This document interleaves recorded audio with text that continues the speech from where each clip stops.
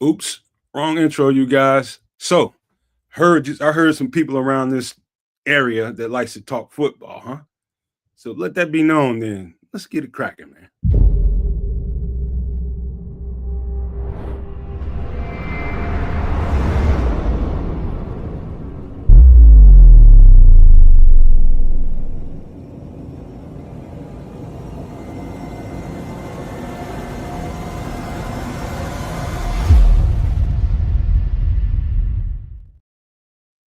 Yo, yo, yo, no maniacs, super no maniacs, and all in between. Welcome to another edition of Nomad at Night. And tonight's it's a special show, man, because can't wait till the guy gets here. And that is Coach Gene Clemons. He's a writer for SI.com, New York Giants. He writes for them boys over there on the East Coast, man. But he was supposed to come here during draft coverage. And this you guys already know this because you guys are here all the time with us every week. And so this is our first time doing draft coverage without Chris. The production, just being able to reach out and making sure guests are taken care of, man. It got kind of jammed up, so many people, and somehow or another we wasn't able to connect when we were supposed to. And I felt so bad for that, man, because I'll try to be gracious. We all try to be gracious to the people who come and join the channel. But man, hopefully he should be here in about 15 minutes, about 8:15 Central. So we'll be able to talk about, what's going on with the Giants. I want to ask him that about the conversation around Shedeur Sanders, and it's a whole story around the New York Giants, Brian Daboll, what they did on the Shedeur Sanders visit, and what happened there. You know what I mean? Maybe he knows some stuff that we don't, but I'm interested to talk about that. Plus, we're going to talk about the Bears and the draft, what he thought about the Bears draft, and of course what the Giants did, which I think had a pretty decent draft. But we'll get to talk about that kind of stuff in detail. But without further ado, I'm passing the rock over to Canada to my guy Canuck. Man, you want to dunk it or you want to shoot a jumper? We'll call this a jumper. Hopefully it's not a brick. What to do? It's Sunday. Nomad at Night. We're doing the same thing we do every Sunday, just like Pinky and the damn. Ooh, there's some evil in my basement. I'm just I'll deal with that later on. And then in any event, man, big ups to all you guys out there. I got to do a little trip to visit some Florida family this weekend. So shout outs to the Florida fams. You know who you are. And got to spend some good time with some good people. So I'm re-energized, and hopefully the rest of you guys are too. Looks like the Bears and the OTA flex are a little bit re-energized themselves, and we'll get to talking about that, I'm sure, as we get deeper into this episode of Nomad at Night. By all means, we are multi-streaming, so go see your boy Keds a Canuck on YouTube, give him a thumbs up, and jump right back over here so that, you can be a part of the party and the conversation. Big Nodge is already over there. Give me a little bit of respect over there on some hockey, talking about Rod Brindamore, et cetera, et cetera. And hopefully I can get you guys over there, too, to give me a little bit of a like, share, subscribe situation. I would appreciate it, as would my homie up to the right, the good man, Triple R. He's here with us, doing the darn thing on a Sunday night. We appreciate having him. And, he would appreciate you visiting Sports Chicago style and doing some cool stuff for him. That being said, I happen to catch up with some exercise videos of yours and or one of the contributors. And I just want to say they're pretty well put together, and I appreciate what you do over there. I know others do as well. So give my guy a little bit of love, a little bit of like, a little bit of share, and a little bit of subscribe. That man was rolling around on a truck tire. Hey, man, I don't care what he's doing, as long as he's active, as long as he's getting down and he's doing it. That's what it's about, man. You see who y'all are speaking of, Trip, who does his exercise vlogs. I believe he's on number 32. But, the motivation factor is, all right, you see it, you think it's cool, now get your ass up and start doing it too. Or doing what you got to do, with what area and surroundings and apparatus you can repurpose to use to get your workout in. You know what I mean? I do. That's some of the content we got going on over there. And spoiler alert. Uh-oh. This Wednesday on some extra sauce. You know them, you love them. MF in the kitchen. Chef Oh. Trips is scheduled to be on and doing his thing live and direct. All right. You're gonna give us a heads up what you got in mind? Or are you just trying to stay secret squirrel? Which I don't know what Chef Trips be on. You know, I'm just the coordinator. You know what I mean? I'm just the manager. I just put it all together. You know, that's on Chef Trips. When he joins y'all, you know what the menu is his. I don't go. I ain't in that. So I'm gonna have to send him a memo, huh? If he He might even respond. He's a very old school guy, and like the modern technology. So you might have to like send a pigeon, like a carrier pigeon. Okay. But then I think he would also like that because he will cook and eat the pigeon. Oh damn. So send messages at your own. It'll be a little bit gamey, but I'm sure he'll work it out. I think that's the way how you soft it though, kids. Okay, all right. He's a gourmet. You know what I mean? Yeah. Chicago pigeon. I know that. Well, no, because those are just basically rats with wings. You know what I mean? That's all that is. You know, and it's like, you ain't trying to mess with them. But it's what it is. You know, sports Chicago style. We get whole kind of lifestyle content going on. And also a shout out. You may not know this, kids, because you join us from north of the border. But tomorrow here domestically, we celebrate Memorial Day. So you shout out and remember all those servicemen, soldiers and women and all those people who made the ultimate sacrifice. Following orders in the direction of their, government and the many wars, battles, skirmishes, clandestine operations throughout the world. Oh. So, we remember them and we, honor them. That's true, man. That snuck up on me this year, Trip. I'm glad you reminded me. It definitely, usually about this time of year, I'm getting pegged all the time about doing, I'm the grill guy in the family. Pause. Can you come on? Yeah, come on. But my guy Gene Clemons is in there. I'm gonna have to pull him up, man, because you know what, Coach, I got to get you in. Hold on 1 second. There he is, Coach. Hey, man, I'm just saying that's mad plausible. You're gonna bring me in right after getting pegged? Right? Come on, what we doing around here? Hey, I just found out what that even meant a year ago. I had no idea what that. Was. Speaking of getting pegged, hey, how you doing, Coach? Oh, all right. That's crazy. How y'all fellas doing tonight? Doing pretty good, man. Hey, listen, I gotta publicly apologize to you, man, because I felt so bad about what happened during the draft coverage, and that's not usually like us, man. It was pretty hectic around here with just people coming and going. And for whatever reason, I think I probably typed in your email the wrong way, and that was a fatal flaw. But I'm so sorry for that, man. But hopefully we can make up for that today, man. Get it right. I'm not saying he's got fat fingers, so that's what he's saying.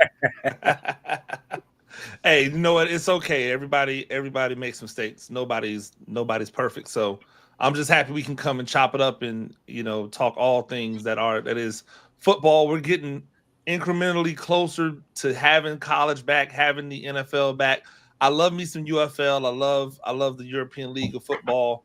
But there's nothing like, college and then NFL. So looking forward to talking about those. Hey, Coach, just a little behind the scenes, kids from Canada. So maybe the CFL get a little love. Yeah, no, I'm sorry. I didn't mean to leave the CFL out. Love the I took that personally, Coach. I just want to say. Yeah, it's okay. I love the CFL. I've always been a big fan. I don't follow the CFL at all. I will if my son is drafted. My son plays in Canadian college right now. He's playing defensive end for the Calgary Dinos. So again, if he does make it into the CFL, I'll completely change my tune and I will probably start doing a CFL podcast. But as for now, what don't you like about it? Why do you not like it? It's a game of kicks, my friend.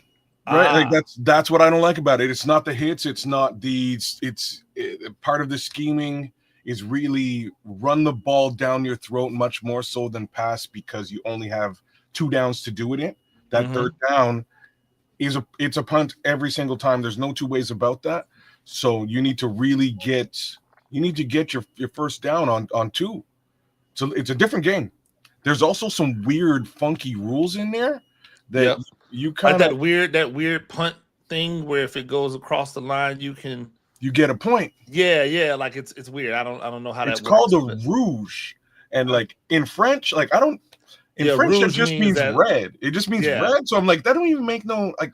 But also a rouge can be to like pull the wool over someone's eyes to trick someone. That's a ruse, That's right? a Like ruse. so, A rouge. it's close. It's close, but yeah, I think I've spent a lot of time trying to determine what this rule is and why. Isn't a roux where you put flour and butter? See, a roux and a rouge. Roux is what none of them that needs to be the basis of your sauce if you're gonna. You know what I'm saying? None of them mean 1 point. So let me stop my guy to Canuck before he does live in Canada before some Canadian football player finds him, put hands and feet on him, and he hands and feet. Get 2 points. So hey, look, before we take off and go any further, Coach, you want to give him a little background about who you are, what you do, that kind of thing. Yeah, just New York Giants on SI. That's where you find a lot of my New York Giants news and information. A Giant Issue podcast. That's where that lives right now. I started the Giant Issue podcast a few years ago independently, and then brought it over to the New York Giants on SI's network. Patricia Trainer's over there. She's the managing editor over there, and when she decided that she wanted to start a YouTube channel, she really wanted to focus in on starting podcasts. I said, hey, you know what? Why don't I just bring my entity over there? I was already writing over there, so it made sense. And so it's been fun to grow that channel. We're close to 3,000 subs in the first year of me doing this podcast on that, like underneath that umbrella, and looking to be at 5,000 before we start the new season. So by week 1, that's been the mandate that I've given all of the people who follow me and follow the show, is that we want to be at 5,000 before that starts.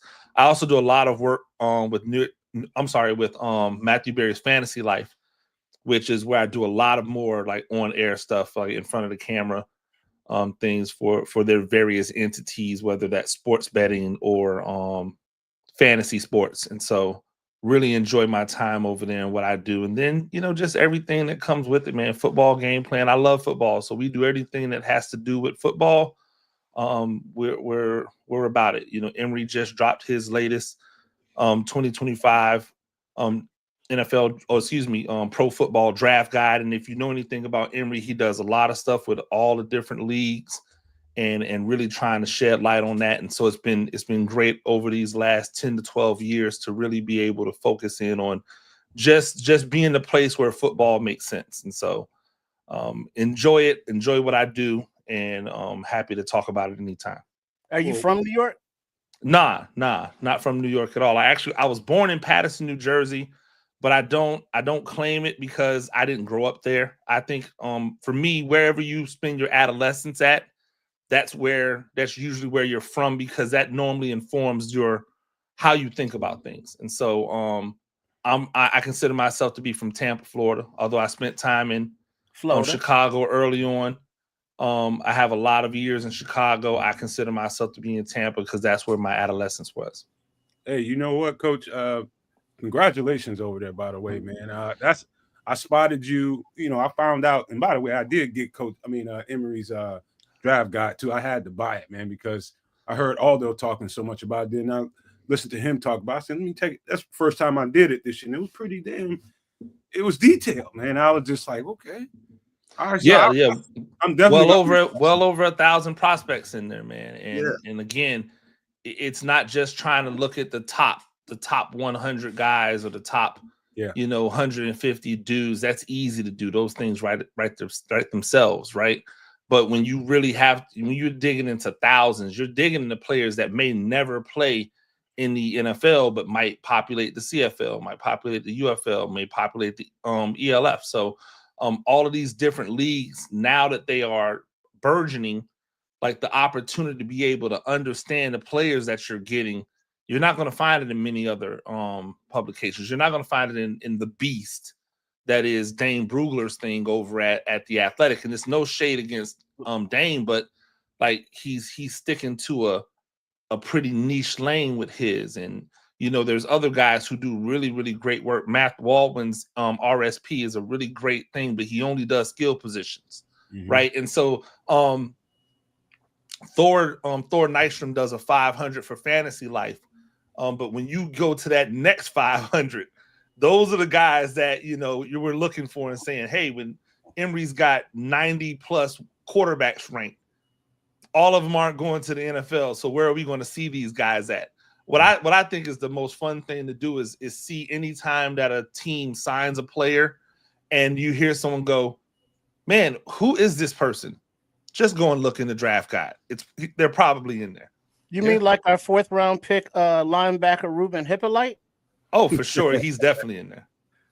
Hey, Coach, by the way, man, just for just giving a shameless plug right now, that guy right above you from Canada, man, he is we've got a baby. He's got a baby infancy stage fantasy show, man. I wanted to throw something at you. I don't know, because I know you guys do pretty well with Matthew Berry, man. It's a pretty popular show. But if they're open to ideas, maybe throw this at them.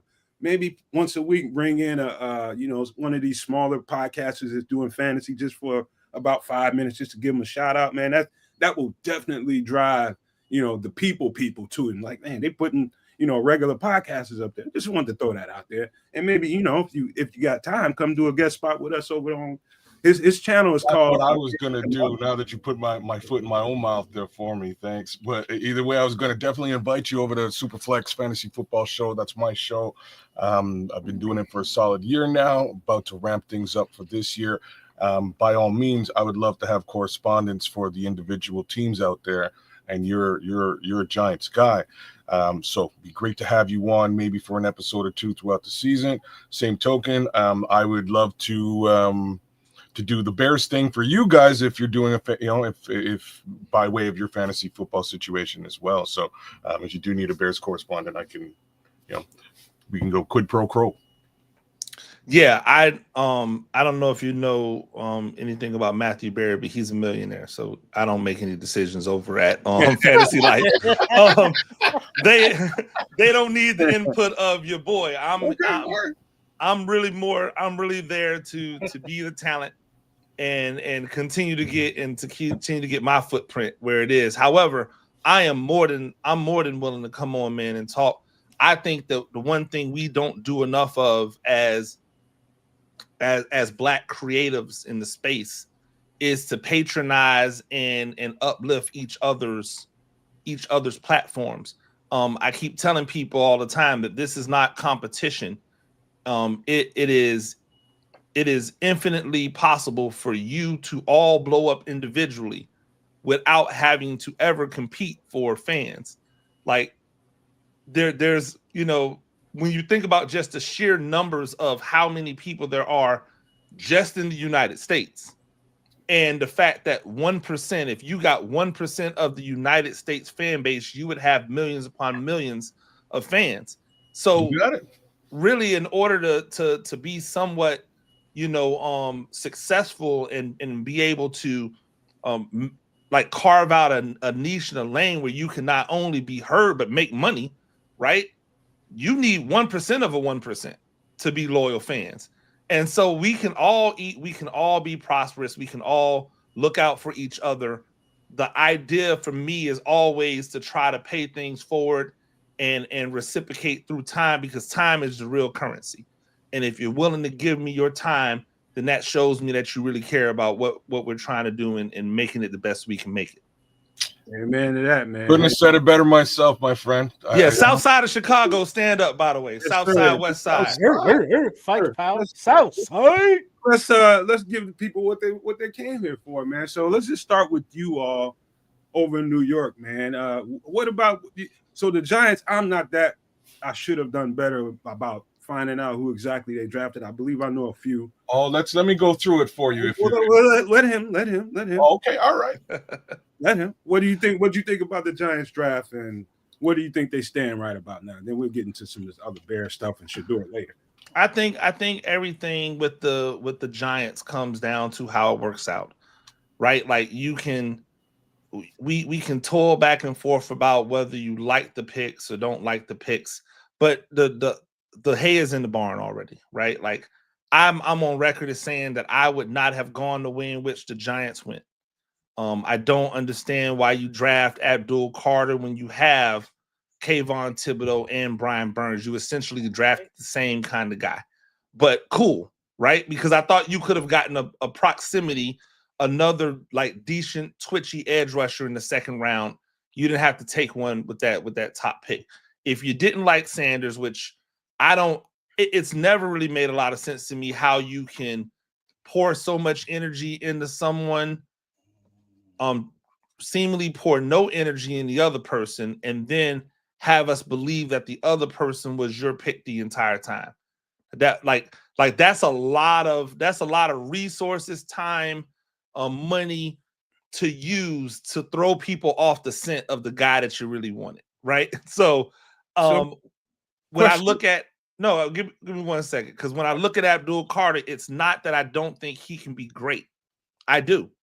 I just think he's a redundancy that they're going to have to try to find ways to put him on the field at the same time as the other people. The people who think that Abdul Carter is about to walk in and Kayvon Thibodeau is about to lose his job, they just don't watch football. Like, they just don't know what they're looking at. Like, I don't even know what else to tell them. Like, Kayvon Thibodeau is more ready today to be able to hold up against an NFL caliber offensive line than Abdul Carter is. Now, what Abdul Carter has that Kayvon Thibodeau doesn't have is that twitchiness, is that fast, right? That ability to just be gone. Okay, use that how it's supposed to be used, but you can't put all three of those guys on the field at the same time without putting somebody in a position that's not the best position for them. And I know people think Abdul Carter can be an inside linebacker, but there's a reason why Penn State had him on the edge.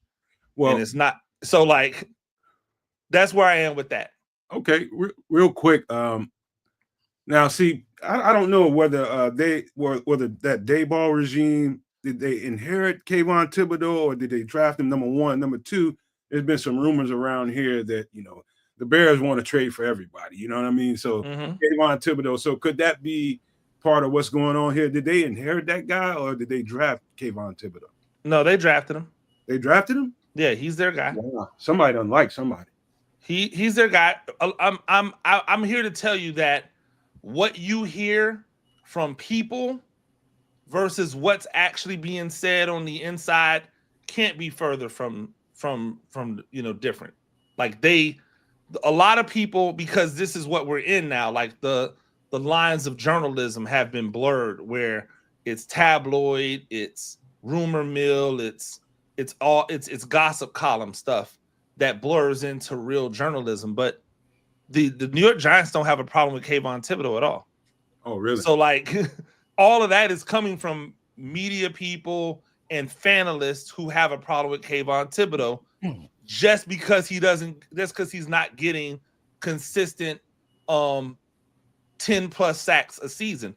But nobody sits back and looks at some of the trajectory of these elite level edge rushers. There's a lot of them that didn't start off with 11 and a half sacks in their second season, like Kayvon Thibodeau did. And last year he had 5.5 sacks and he missed 4 games of the season. So that was what I was going to ask you. Like, hasn't he been injured a little bit these last 2 seasons? Well, last year he was injured. The year before that, he had 11.5 sacks. So, and then when he had 11.5 sacks, it became, oh, well, yeah, but he did it against like the bad teams and all this other blah, blah, blah. And I'm like, but they're bad. So if they're bad and they're doing it against bad teams, doesn't that kind of even each other out? Like, when do we start looking at what teams the people get their sacks against when we're going to count them? I guarantee you they don't do it for anyone else. But that's the type of neuroses that you have in New York, because those people, those fans they've got issues. I love them, but they've got issues. All right. Well, how about this, man? I let's just get this out of the way before we start talking about the Bears. I just want to get your unvarnished take on what the Bears did, what they've done this entire offseason plus the draft. But first, this Shedeur Sanders story. So let me tee it up. Okay. I'm an outsider looking in New York, and just only heard little skirmishes and rumors about what happened. So the story kind of goes the way I've heard it, is they got him there for an interview to sit down with him, and they kind of put him in a trick bag. And I don't know, I know people. I don't know a quarterback that's going through the draft process. I got several teammates, different positions, but never a quarterback once. And I want to know if you heard anything about that story, that they put in an install and they put mistakes in it to see if he would be able to identify them, and some things happened back and forth, and he didn't like them, and they didn't like him. That's what I heard. I don't know how fair what'd you hear? How about that? No, I think everyone's heard the same. Everyone's heard the same thing. My problem is that, number one, how did it get out? Yeah. Right? Like, how did it get out? Mm-hmm. Why did it get out? Why was it important to? Because I can only imagine this isn't the first time that someone's had a bad interview, right? But we don't hear about everyone's bad interviews so much that it then reverberates to other teams where they start lying about that person's bad interview as well. So, like, do I think that maybe there's a possibility that there was a situation that didn't go great? Yeah, that could be 100% fine. My response to that is always this: they brought their entire contingent out to the Shrine Bowl. They sat down and talked with him individually.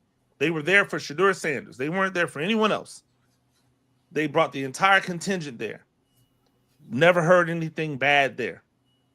They were at Colorado throughout the season.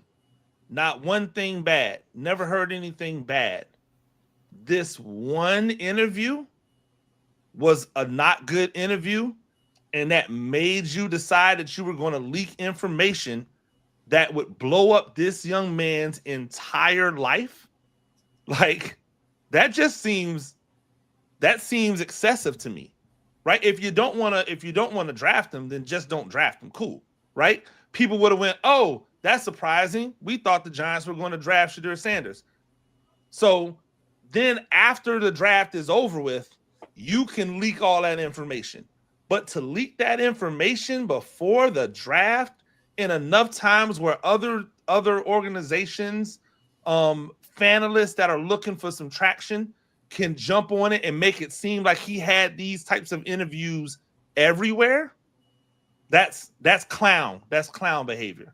So even if it's true, even if it's 1,000% true, and they clashed heads in New York, it is so so unprofessional that got out to the level that it got out to where there were people who have said that they've seen the video, and it's like, well, why would you let other people see the video?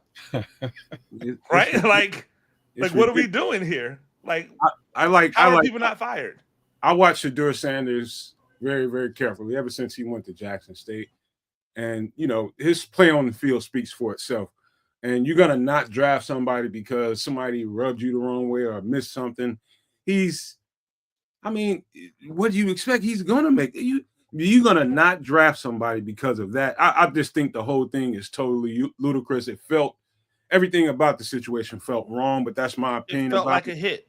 Yes. Let's call it what it is. It felt like a hit. Yeah. And what we know about the game plan for tearing down someone, it's not to do it physically. It's to character assassinate them first. Get people thinking that they're a bad person. And then when you come in with the narratives that they're dumb and they're lazy and that they're stupid, that they're arrogant, people will just buy it because they already think he's a bad person. Yet, this is, by the way, this is the same type of thing they tried to do to Deion Sanders. What's happening to Shedeur Sanders was the same playbook they tried to run with Primetime. He was just too damn good. Like every time people said, well, you know, Deion, he's arrogant and he's brash and he's this and he's that. Every time they tried to do it, all of the people inside the building would go, well, I don't understand. He's one of the most well-prepared person ever. He takes his craft seriously. He's always on time. He doesn't smoke. He doesn't drink. He doesn't do drugs. Like Deion's only vice, if you want to call it a vice, is the fact that he like women. Like, what we talking about here? Call that right? No vice. I don't know what if that's a vice, I'm in trouble, bro. I'm in trouble. Deep trouble. Hey, listen. So now when you juxtapose that with Shedeur Sanders, they hit the character assassination. Why? Because the other stuff started to not make sense. Remember when they tried to say that he was too small? They tried to say that he was small, and that's why Cam had the edge over him, because Cam was a bigger quarterback. And then we started seeing video of them standing next to each other, eye to eye. Right. We started looking at their physical like makeup and going, well, Shedeur actually looks bigger than Cam Ward. He's got a stronger lower half than Cam does. Then they say he wasn't athletic, and yet we have nothing but video of showing him pick up first downs versus guys who are going to play in the NFL. We have video of him running long distances in long plays. So that didn't work. Then they went to the arm strength. Oh, well, he doesn't have the requisite arm strength to be able to survive in the NFL, except you can't find a throw he can't make. The deep out on the far side of the field, he's making that. The timing throw on the seam over the head of the linebacker or the safety into the hands of the wide receiver, he's making that. The deep bomb where he catches the guy in stride, he can just run underneath it, he's making that. But he's also throwing the ball to the back shoulder on the guy when the guy can't get away from the wide receiver. He's making that throw as well. They tried to say all he does is throw screen passes. What does that have to do with him? Isn't that the play call? Right. Like, and by the way, the deep out is the hardest. It's the hardest throw in football to make. I play a little quarterback. I know that for sure. And you have video. There's video of him throwing an out ball in the end zone that gets picked off because he's late with it. It's not because he doesn't have the arm strength. It's because if you don't throw that ball with timing, that ball gets intercepted. You never see him make that mistake again. Like literally, he makes one mistake, he downloads, processes it, never makes the same mistake again. So then they just had to keep finding new things. Oh, well, he drifts in the pocket. Okay, go look at Joe Burrow at LSU, a guy with a bunch of NFL offensive linemen in front of him, and every weapon known to man that went first and second round in the draft, and watch him drift in the pocket. They talk about him patting the ball. Go watch every quarterback known to man pat the ball when they're sitting in the pocket. It's the level of hypocrisy that they brought out for Shedeur Sanders. I've never seen this before, right? And it's more than just saying, oh, this was a black man, because when you say that, people's retort is, well, but Cam Ward just went first overall. And this is personal, right? This is personal. This is we never got Deion. We never got Deion. We didn't like Deion. We didn't like his bravado. And so now we're going to take it out on his son. Like, that's all it is. That's all it's ever been. So you're saying that the American society does not like flashy black men? Well, no, that's not what we're saying. Yeah, no, we're saying that they don't like Deion Sanders. Oh, I'm saying they don't like flashy black men that have a lot of confidence. If you're saying that's but to Coach Gene's earlier comment, Cam Ward went #1 overall, right? So like maybe I don't know if he's flashy or not. He's not flashy. He's okay, all right, okay. Hey, but Taylor Williams flashy? I'll play along. No, he's not. He's just quirky. All right. He's weird. He's just weird. That's all. He's not flashy. He's just weird. Okay, all right. I'll do you one more. And I'll roll with you here. They don't mind flashy black men. They don't want the flashy black man to be their quarterback. Because that's not the image of the quarterback that they want to get behind. But like If you Danny look- DeVito, Tony DeVito, whatever the hell his name is, Tom. you know. Tommy DeVito, yeah, Tommy Cutlets. Oh, Tommy, hey, doing all of this is oh. fine Why's because up? that's personality, that's character. But they don't like the flashy. Remember, Mama Luke. this is the same NFL that watched Lamar Jackson absolutely That's just what I was going to bring up. run Coach. roughshod over the NFL, and then said we don't know about paying him. Well, but then just remember his draft too, Coach. Right? Well, no, I know that's what league I'm saying. forgot. The entire league skipped over him too until the Baltimore Ravens took a 25-year-old tight end, 26-year-old tight end as their first round draft pick. Yep. They moved They back traded into back the in. first round in order to get Lamar Jackson, or he would not have gone in the first round. So now imagine that. Now Lamar Jackson comes out and does what he does, takes over halfway through the season, saves Harbaugh's job, gets the team to the playoffs. Next year, first full season, balling out, all pros, MVPs. He comes up for contract negotiations and they don't want to pay him. They put him on the exclusive rights franchise so that anybody that tries to claim him has to pay them exorbitant amounts of draft picks. They know that's not going to happen. Yeah. So they think that drives down his price because nobody's making an offer for him, right? Now, he gets his new contract. He wins the MVP. He should have won another one this past year. They go out in San Francisco and sign Brock Purdy to a $250-something million deal. Lamar Jackson is about ready to be up for another renegotiation. And it's already rumors that they're butting heads about what he should get. I can't make these things up. It's not that they don't like flashy black men. It's that they don't want the flashy black men in that position. Hey, that generational wealth position. I hear you, Coach. I believe this is probably the truth of the night. I don't know how in the hell Brock Purdy got all that kind of money, because I believe Brock Purdy should be sizing up my feet in Foot Locker, trying to fit me for Hey, but salute to him. Yeah. Salute to him, though, right? Hey, congratulations, bro. Hey, I didn't believe Daniel Jones was worth the money when the Giants paid all that money for him. They gave him $40 million a year after what I would call a warm milk and soggy toast season, right? Just because they made the playoffs. They had a plan. They didn't stick to the plan. They paid him all that money. Cool, right? Cool. I'm not mad at Daniel Jones for that. The Giants are the ones that should be held to the fire because of it. Daniel Jones, I want him to get as much money as possible. But don't tell me Daniel Jones deserves this money and then fight over whether or not you want to give money to Lamar Jackson. That's crazy to me, right? So when I see Lamar Jackson get paid, when I see Jalen Hurts, hold him up, and then people still questioning him, and now he's not only been to a second Super Bowl, but has won one and was the MVP in it. Guess what he's about to do in another 2 years?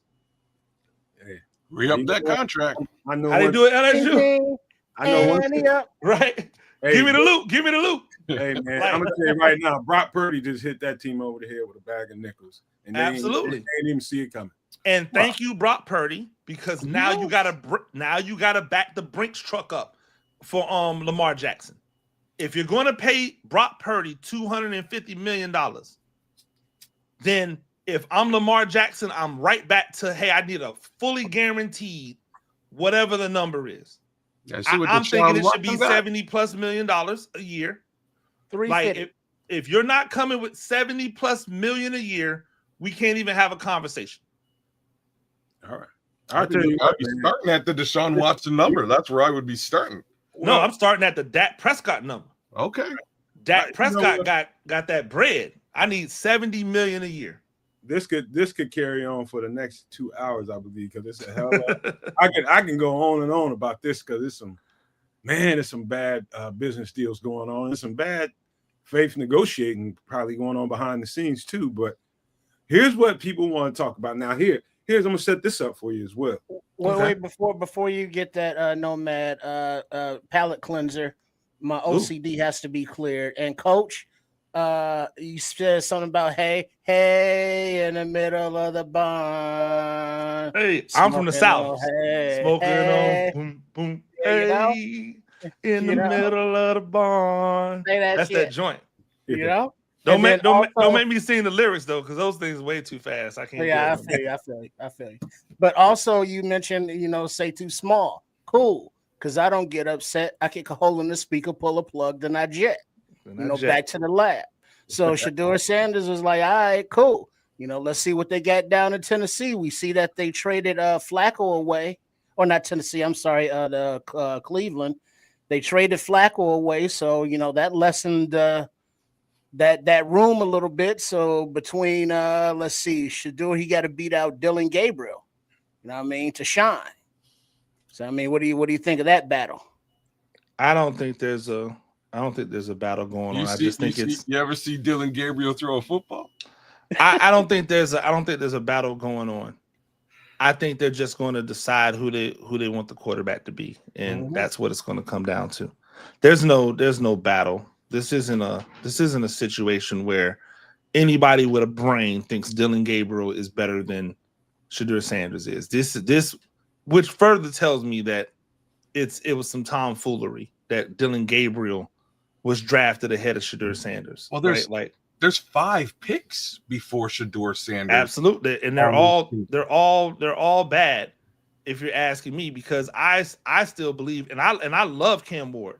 I think Cam Ward's a dog, and so I'm not mad that he was the number 1 pick.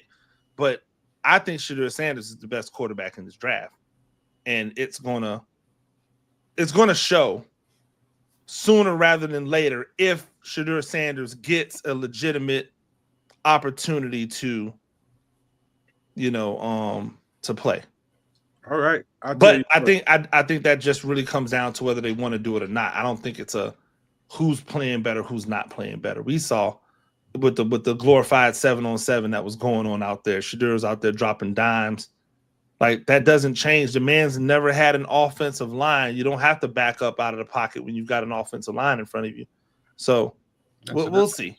I'm looking forward to it. Sophisticated thoughts. I'm gonna jump in with his comment, man. I'm gonna read it out. He says Shedeur brings fans to the stadium. Definitely going to start, if not week 1, then very soon after. It's still business, and they all know that. You got to understand, NFL loves narratives. Truth. I don't know if it's gonna happen like right away. I think people might be sleeping on Deshaun Watson. He's got his back against the wall, and I believe there's still some great football left. He's hurt, dog. I don't think he's playing. Well, he might not play at the very beginning, but I think the thing that they're selling short about him is that he was coming back from shoulder issues. So, like, if you look, he wasn't able to throw the ball well because he was still trying to get his shoulders back. Well, now his shoulders are back. It's his foot, it's his leg. It's the Achilles that are killing him. So once he's able to go again, like, he'll be fine, except part of his game was his ability to be able to be mobile. And the Achilles injuries takes away explosion. Right. Achilles and your patella tendon, y'all guys know, it takes the explosion away from you. Yeah. So he's going to have to prove that he can get it done more in a traditional sense than what he's done in the past, or else he's going to be a sitting duck back there. He does take a little bit longer to process and read the defenses than others do, but he's always been able to do that because he's had his legs to depend on. And now without his legs to depend on, he's going to have to make faster decisions. And we're not talking about a 24, 25-year-old anymore. Now we're talking about somebody that's, in those early 30s. Like, who you are is who you are at this point. So it'll be interesting to see how athletic he can still be after those injuries. But if they put the ball in Shedeur Sanders' hands and they give him a legitimate shot, then we won't see any of those other quarterbacks ever again. That's my thoughts too. Yeah, man. Look, Oh, and he's gonna stick him up. Because the one good thing about him going 4th round is that after year 2, you start, hey, what's up with this re-up? Because year 3, no it goes in, 5 year. Year 3 goes into the lame duck year 4. Yeah. You got no 5th year option. Yeah. You don't want him to go into a 4th year where now you have to pay him in the 5th year. You got to franchise tag him because now that's a stick up for a quarterback. So you're going to try to sign him to the extension after year 3. So while Cam Ward is going to have to go through 4 and 5 in order to get to his re-up year, if Shedeur Sanders does what he needs to do, he'll be able to do that after year 3. And now we're talking about him getting to that next bag even further. This is what's going on with Jalen Hurts right now. Because Jalen Hurts only had the 4-year contract because he wasn't a first rounder. He was able to sign that extension. Now he's coming into those years. Hey, it's almost time for another re-up. Let's get it. Yeah. Hey, man. Wow. It's going to be interesting. It's going to be very interesting to see what happens, man. I do think Shedeur Sanders is a primetime player, and I don't say that lightly. I'm not giving that title to just anybody. But I've seen that guy stand up firm and deliver when the game was on the line too many times, backed up against their own goal line and just driving the ball down the field with a few minutes left. Seen that too many times. Nobody can tell me that guy ain't a primetime player. So I'll just leave that conversation there. I'm sure we'll talk more about that, man. You come back here, man. It's going to be plenty of conversations to have. But I do want to know how you feel about now, and this is his unvarnished truth, no maniac. Chi-town, baby. This is one good thing about bringing somebody in that's from a different, from a different region into this fan base, and to give his unvarnished truth. Now, this is how he sees the Chicago Bears. Before we get into the draft, what do you think about the repairs that the Bears done in the offseason and getting the offensive line all fixed up? What the things that they did in the offseason, what did you think about that? I thought they did what they had to do. Joe Thuney, great pickup. A guy who's been dominant as a guard. One of the linchpins for the Chiefs inside, and why their interior run game was so good. You notice that when they finally decided to move Thuney outside the tackle because they had nobody else to play tackle.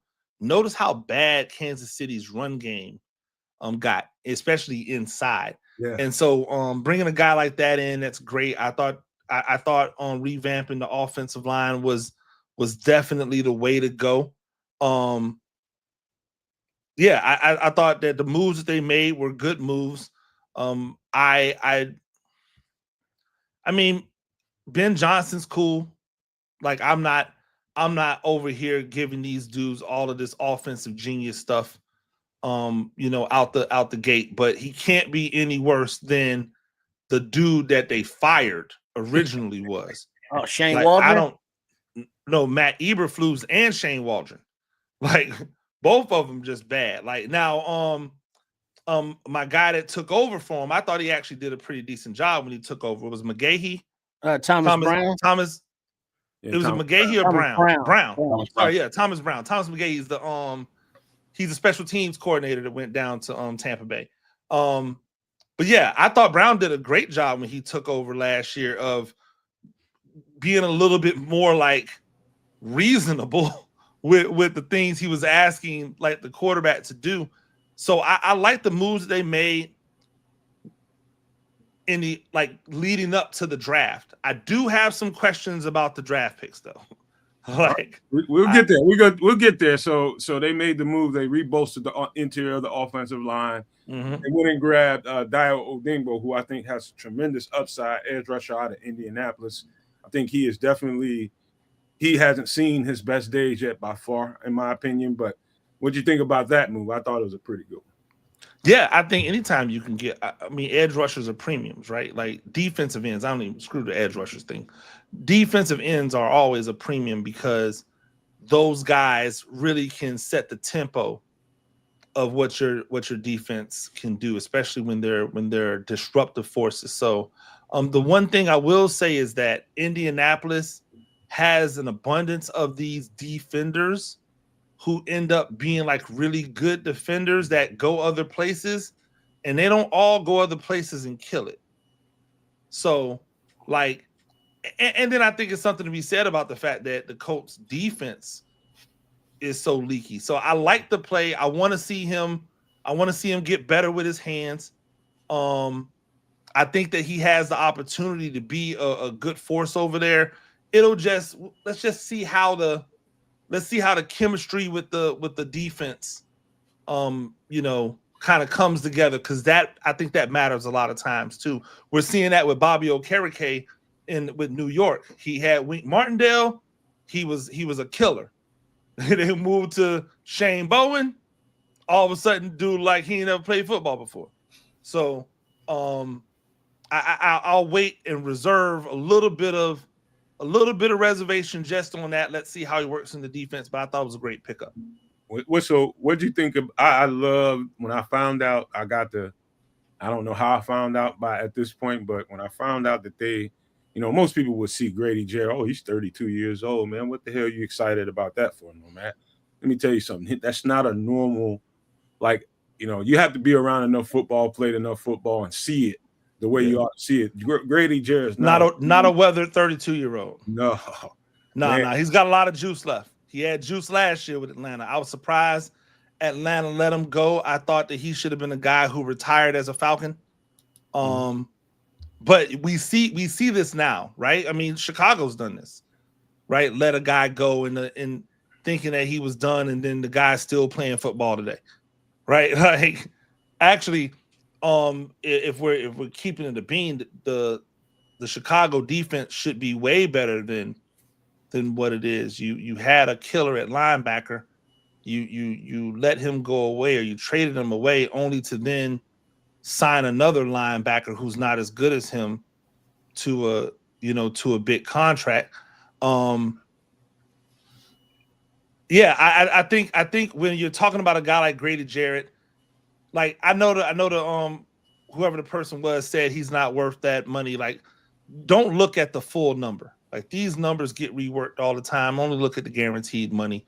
Yeah. And I think that he's going to be able to come in and solidify the interior of the defense right now.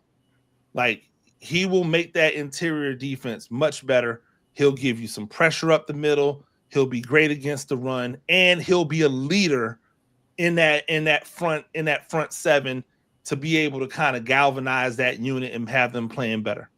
Truth indeed, man. I do believe. Still mad Khalil Mack didn't. Yeah, I'm still mad about. I'm mad at Akeem Hicks is gone, but I'm still mad at Akeem Hicks. Like, this is what Grady Jarrett kind of brings back. They're not the same style or type of player, but the amount of pressure that Grady's going to bring in that, in the middle, that's what we've been missing these last couple of years. We've been focusing, Flus's entire modus operandi was to send guys on the edge, and for the life of them couldn't get it done. So maybe if we send some folks up the center, a little pressure up the middle, Yeah, make that quarterback get off of his spot. Every quarterback that's ever played the game will tell you they hate pressure up the middle. They hate pressure up the middle because it makes them have to move off their spot. That's it. If they can step up on their spot, if they can just deliver from their spot and get hit from the edge rusher, they don't care, right? Especially now that they're protected so much, like they don't care. But when you come straight into their vision line, and now they've got to move to the left or the right in order to be able to deliver it, they might move left into a sack. They might move right into a sack. So I definitely think bringing some pressure up the middle, or someone who can bring pressure up the middle, is going to be a lot better for them. So you're thinking that Dennis Allen is going to be some rainbow cone defense compared to that plain ass vanilla that we've been used to with Flus. I mean, I've got my own issues with Dennis Allen, but speak on. You know where Dennis Allen comes from. So, the Saints. Yeah, like you've seen what's going on with the Saints. Like, luckily, he doesn't have to do anything but defense, right? And so he's been a pretty solid defensive guy, and so that's good. But I did think he got a little vanilla in his last years there. I don't know if that was because he no longer had his fingerprints on the defense as much, because he was the head coach, but it didn't have the same dynamics as it had before he was the head coach when he was just a defensive coordinator. Coach, so hopefully he can remember how he used to call that thing back when he was the, when he was a DC before. I broke this down, man. I was forced as a podcast, and I like, people really depend on our channel to give good details about what we're getting, what kind of coaches, what kind of players. They really trust this network for that. They know we'll go into detail about exactly what's going on with each coach, each player. They know we'll do that. And I had to go study. I've been watching Dennis Allen. I'm a defensive guy. Mm-hmm. I've been watching Dennis Allen for a long time. And I think the key to why that defense struggled as bad as it did at times is two pieces. You got an older number 94. I can't think of his name right now. The edge rusher. You got talking about Jordan?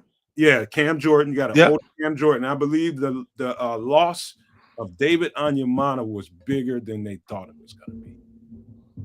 He that 3-tech and David. Yeah, it's still Jimmy's and Joe's. You're right. It's still Jimmy's and Joe's at the end of the day. So that definitely hurt. I just also thought I didn't see as much imagination on the pressures as I saw in years past. And again, I don't know if that's because as the head coach, he has a defensive coordinator now, right? Mm-hmm. And if you're trying to allow your defensive coordinator to have the autonomy to call the game, it could be the exact same defense. And this, Nomad, we both have the exact same defense. You're going to call it different than I'm going to call it. Exactly. Right? Because we just have different instincts about when things should be done. The exact same defense, the same plays, the same personnel, but how you call it might be different than how I call it in certain situations. And I'm just wondering if it's if that's the situation for him where he doesn't have his fingerprints on it because he has to be the CEO now. And right. So now the Bears get him back in the environment that's best for him, which is to just be a defensive coordinator. I think that there's some coaches who should never be head coaches. I thought Dennis Allen was one of those guys. We're very familiar with that concept. I agree, man. And not only do I agree with that, I can definitely see the struggle and the strain in him, because you like he said, you don't necessarily have the pulse of what's going on that side of the ball like you would if that's your full focus. I mean, it's a different animal.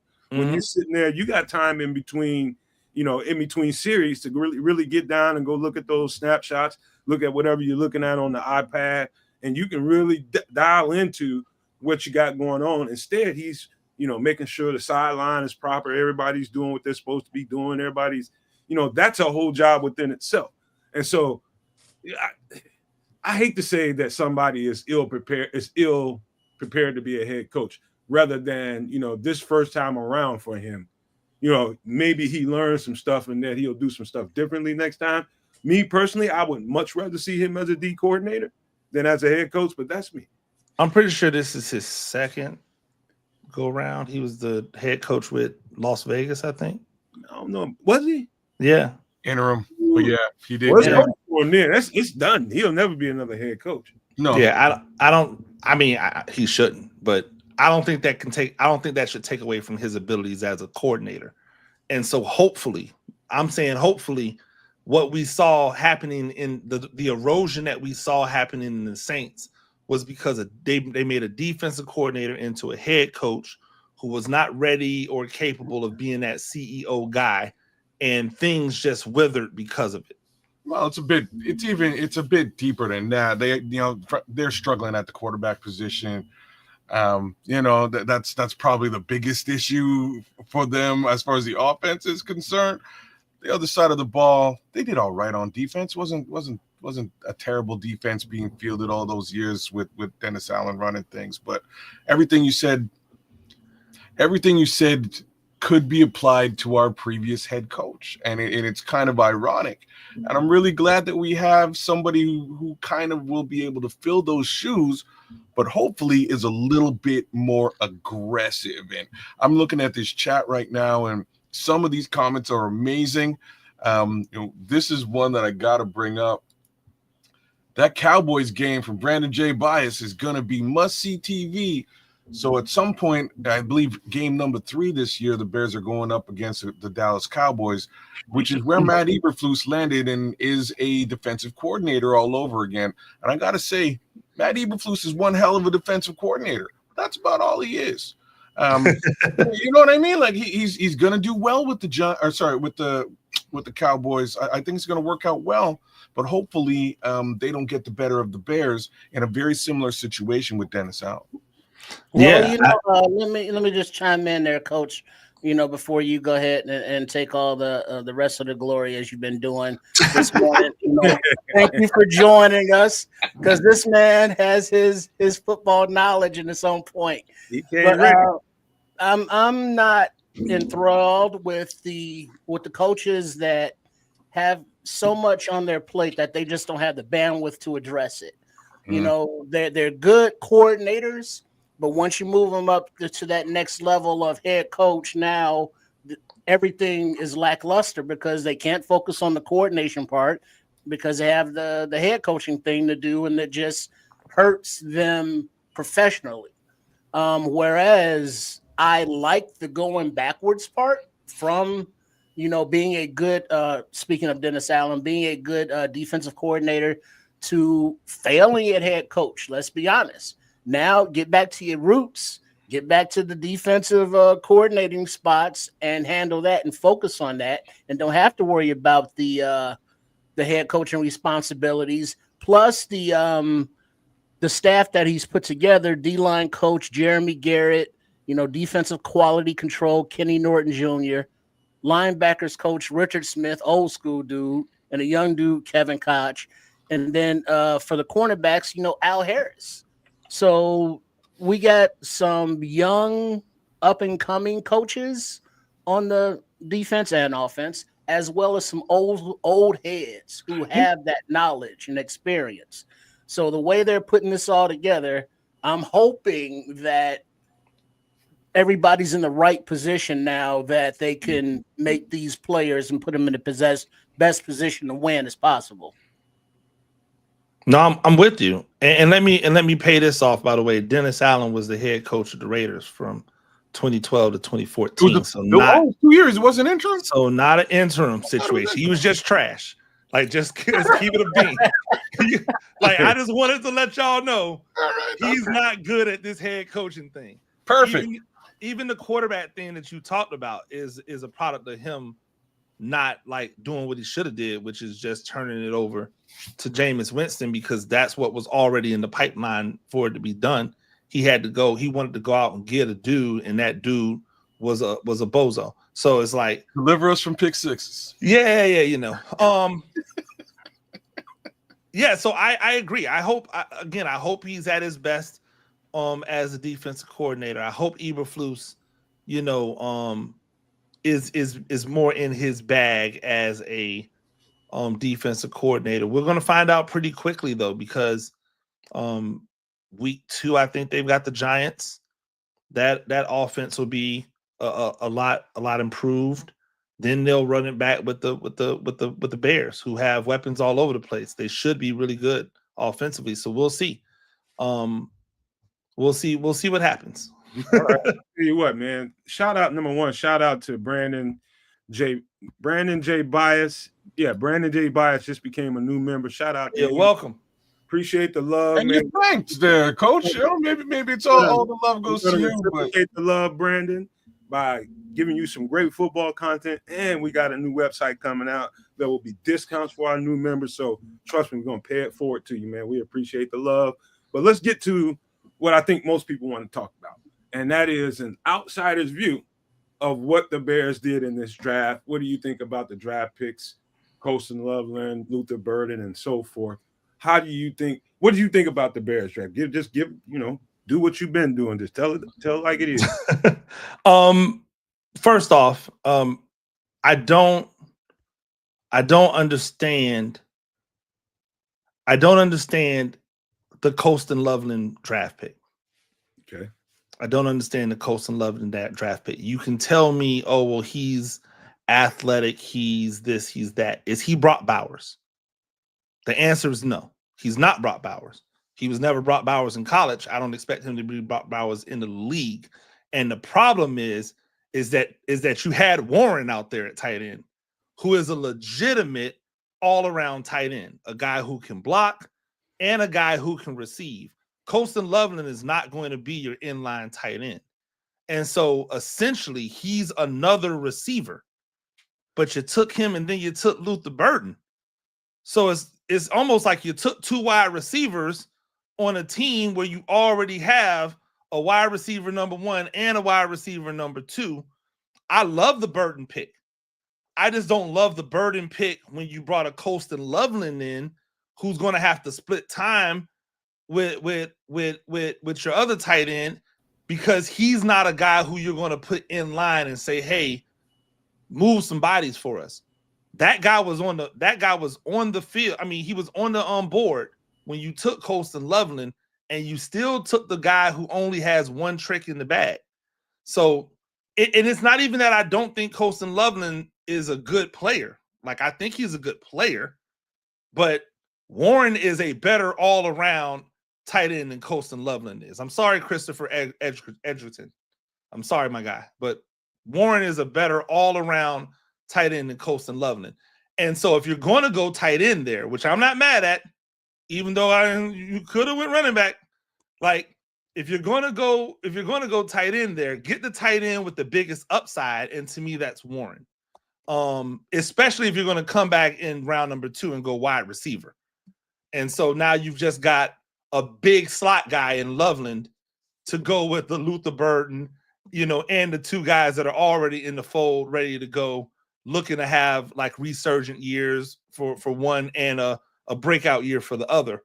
Like, that's a lot of mouths to feed. Ben Johnson had a problem feeding all those mouths in Detroit. So it'll be interesting. The second thing that I was just wondering about is, like, who told anybody that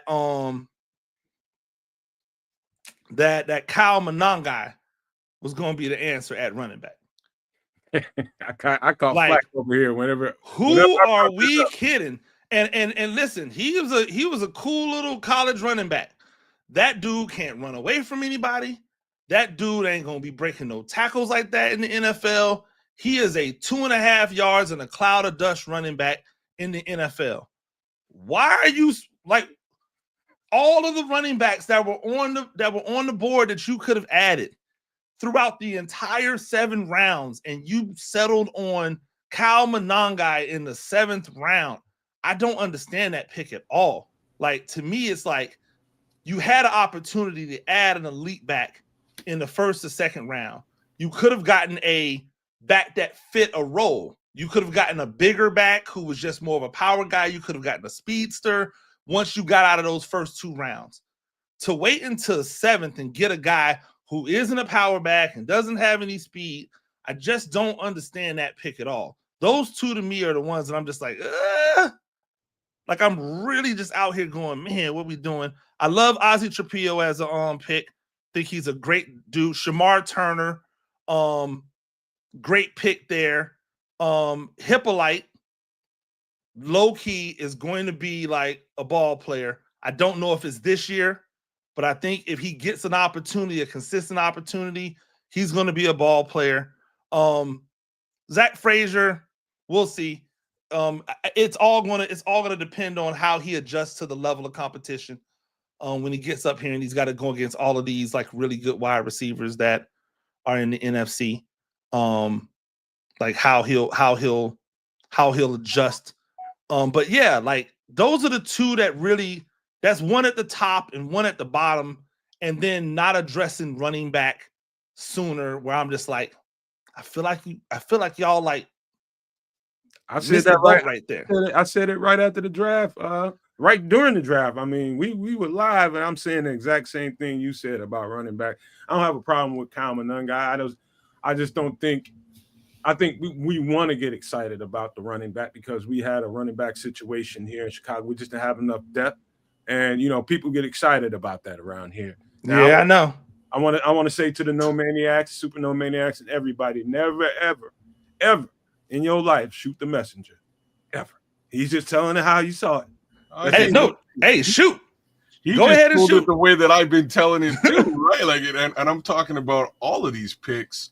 I wish the best for them all. I think they're all talented football players, but I have many of the same questions and concerns that you just brought to light. Those first 2 picks, I was left scratching my head too. But again, biggest question mark with the tight end selection at the top was you just paid a tight end a year ago, right? Like you just paid him. So are you planning to move on from the guy you just paid, or what was the real deal there? A little bit confusing for me. And like you lit up, we already got a wide receiver 1 and 2. We drafted one at 9 a year ago. Luther Burden's a fantastic wide receiver. Don't get me wrong, but he's going to be battling catches now between those other 5 mouths. Cole Kmet, DJ Moore, Colson Loveland, Cole Kmet, and Romo Dunze. That's 5, right? Like I don't know, man. There's a lot of question marks there, in my opinion. I also throw a question mark I throw a question mark at the linebacker selection at where they did it, because like you're saying about Kamanungai, that was the place where they should have got the running back. They definitely should have got a running back, because I don't think he helps you this year. This is you're right. There's a lot of linebacker humanity to get past to get on the field. Exactly. Well, I was gonna say this too, man. For a few weeks now, ever since we drafted, man, I've been saying this and I keep saying it, and I'll continue to say it because it's just what I believe. I don't have a particular issue about Kamanungai. He just didn't particularly excite me about being a dynamic. I don't think we have a dynamic running back inside, the running back room, except for DeAndre Swift. I do believe that running back room is incomplete in Chicago. And I think there's a player out there that isn't on the team yet that can come in here and help that situation. I believe that. It's a lot of people that believe we're fine with the running back, quartet that we have, but I feel different about it. I don't think that's enough. I really don't. Yeah, I don't want to make this bang on Kyle Monangai day for me, but we're talking about the we're talking about the idea of a team that had a need, that had the ability to address that need with several draft picks, right? Round 2, number 39, round 2, number 56, round 2, number 62. Like, you got three second round picks, man, and you ain't getting no Quinshawn Judkins. Okay, so I'm gonna give him that. You ain't getting no. Judkins was gone, and so was and this is Henderson. And so was Henderson. So I give him a slight pass on this one, a little pass. You got 3 second round picks. But they're both gone by 39. No, I'm saying they were good running backs there. They were. I'm just saying though. Yeah. Like I'm talking about, for me, it's a need. Mm-hmm. I'm leaving with one of those top 4 guys. If I got to package a second and another to get up closer, I'm doing it. Like, I'm not going to sit there with 3 second round picks and not come away with one of them dudes. Like, it was some dudes. Like, this was a draft. You could have gotten Damian Martinez like late. That's Nomad's guy right there. You could have got him late.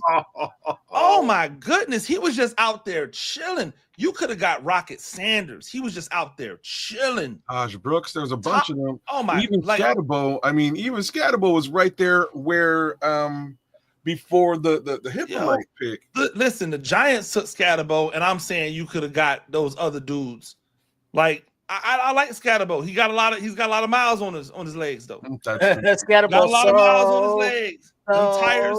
So funky. You know what I do like? You know what I do like, Coach? What I do like, and I believe this is going to end up being, and I'm talking about if this thing plays out some kind of way, that I think Ozzie Trapillo, I think he's definitely going to have to fight in order to get, like, if this guy ends up taking and stealing one of those starting tackle jobs, that is absolutely the steal of the draft for us.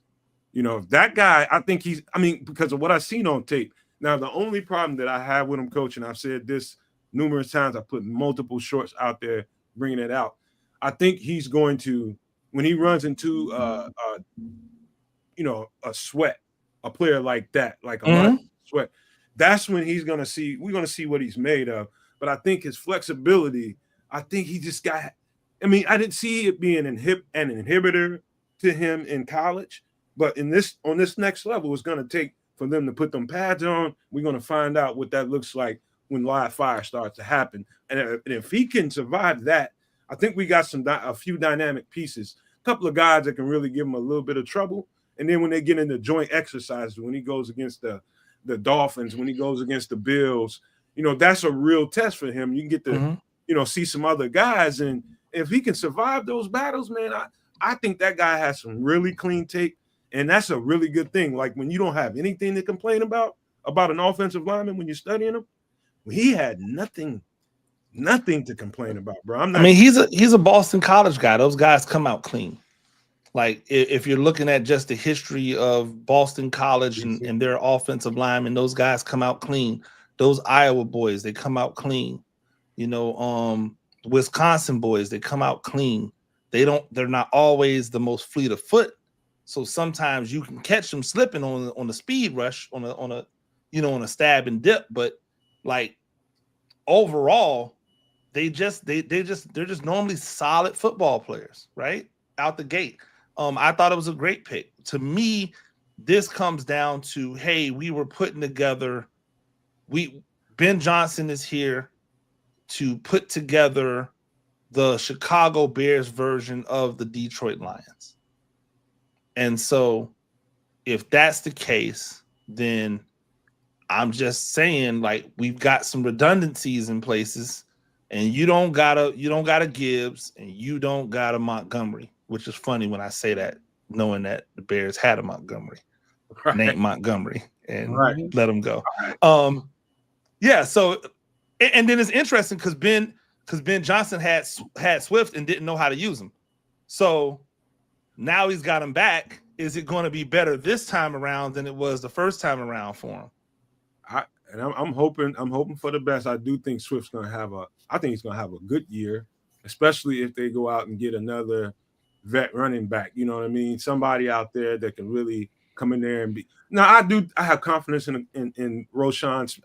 I want to give him more credit than I've been giving him because the offensive line really was terrible when it came to the run game. But we'll leave that there. I think there's something still out there on the board for us in the running back. Do you think that those two guys can be a platoon though?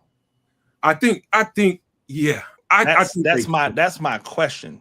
I think they can, but I just don't think Roschon be your, hey, Roschon, you come in and soften up the defense like Monty does in Detroit, and then unleash Sweat and his explosiveness on everybody. I don't know.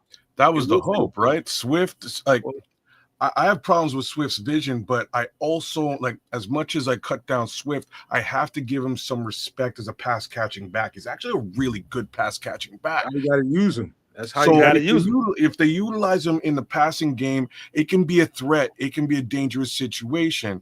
Roschon, unfortunately, like I'm talking about Swift's vision. Roschon has zero vision. He's just he needs to run you over. At this point, he's reeling from running folks over more so than he is actually running people over. He's got a concussion helmet on 90% of the time, right? He's in a concussion protocol 90% of the time.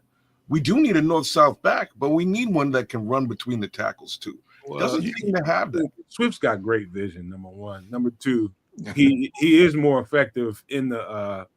I'd say he's dually effective. I think he's effective in the run game. No, man, I ain't gonna say the man got great vision. I think he does. I think he has great awareness. I don't know if he has great vision. I think he has decent vision, but I think his awareness, his ability to set up cuts, that's it, is better. But that's not vision, though. That's patience. That's patience along with vision, in my opinion. Well, yeah, patience. I'll give you patience. I'll give you dynamics, but vision is something flashes in front of me. I see it and I react to it immediately without hesitation. I don't think that's where his superpower lies at. I think he's great with. That's why I think he's great with outside zone, because outside zone gives him the opportunity to set the block up. Okay. As opposed to more of the interior stuff, which is why Philadelphia moved on, because they were like, yeah, he wasn't bad, but he wasn't hitting them things like we want our guy to hit them things. And you saw the difference when they brought in a dude who is elite at that, right? Like it makes a difference. So I will give you that. I'll take that one, man. I can respect that because we'll talk about that some more. But Colston Loveland, though.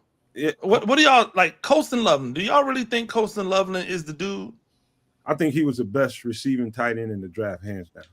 The best receiving tight end. Yes. Well, it looks to me, just from the perspective of, we got Cole Kmet, and the connection between Cole Kmet and Caleb Williams was not there on the field last year at all whatsoever.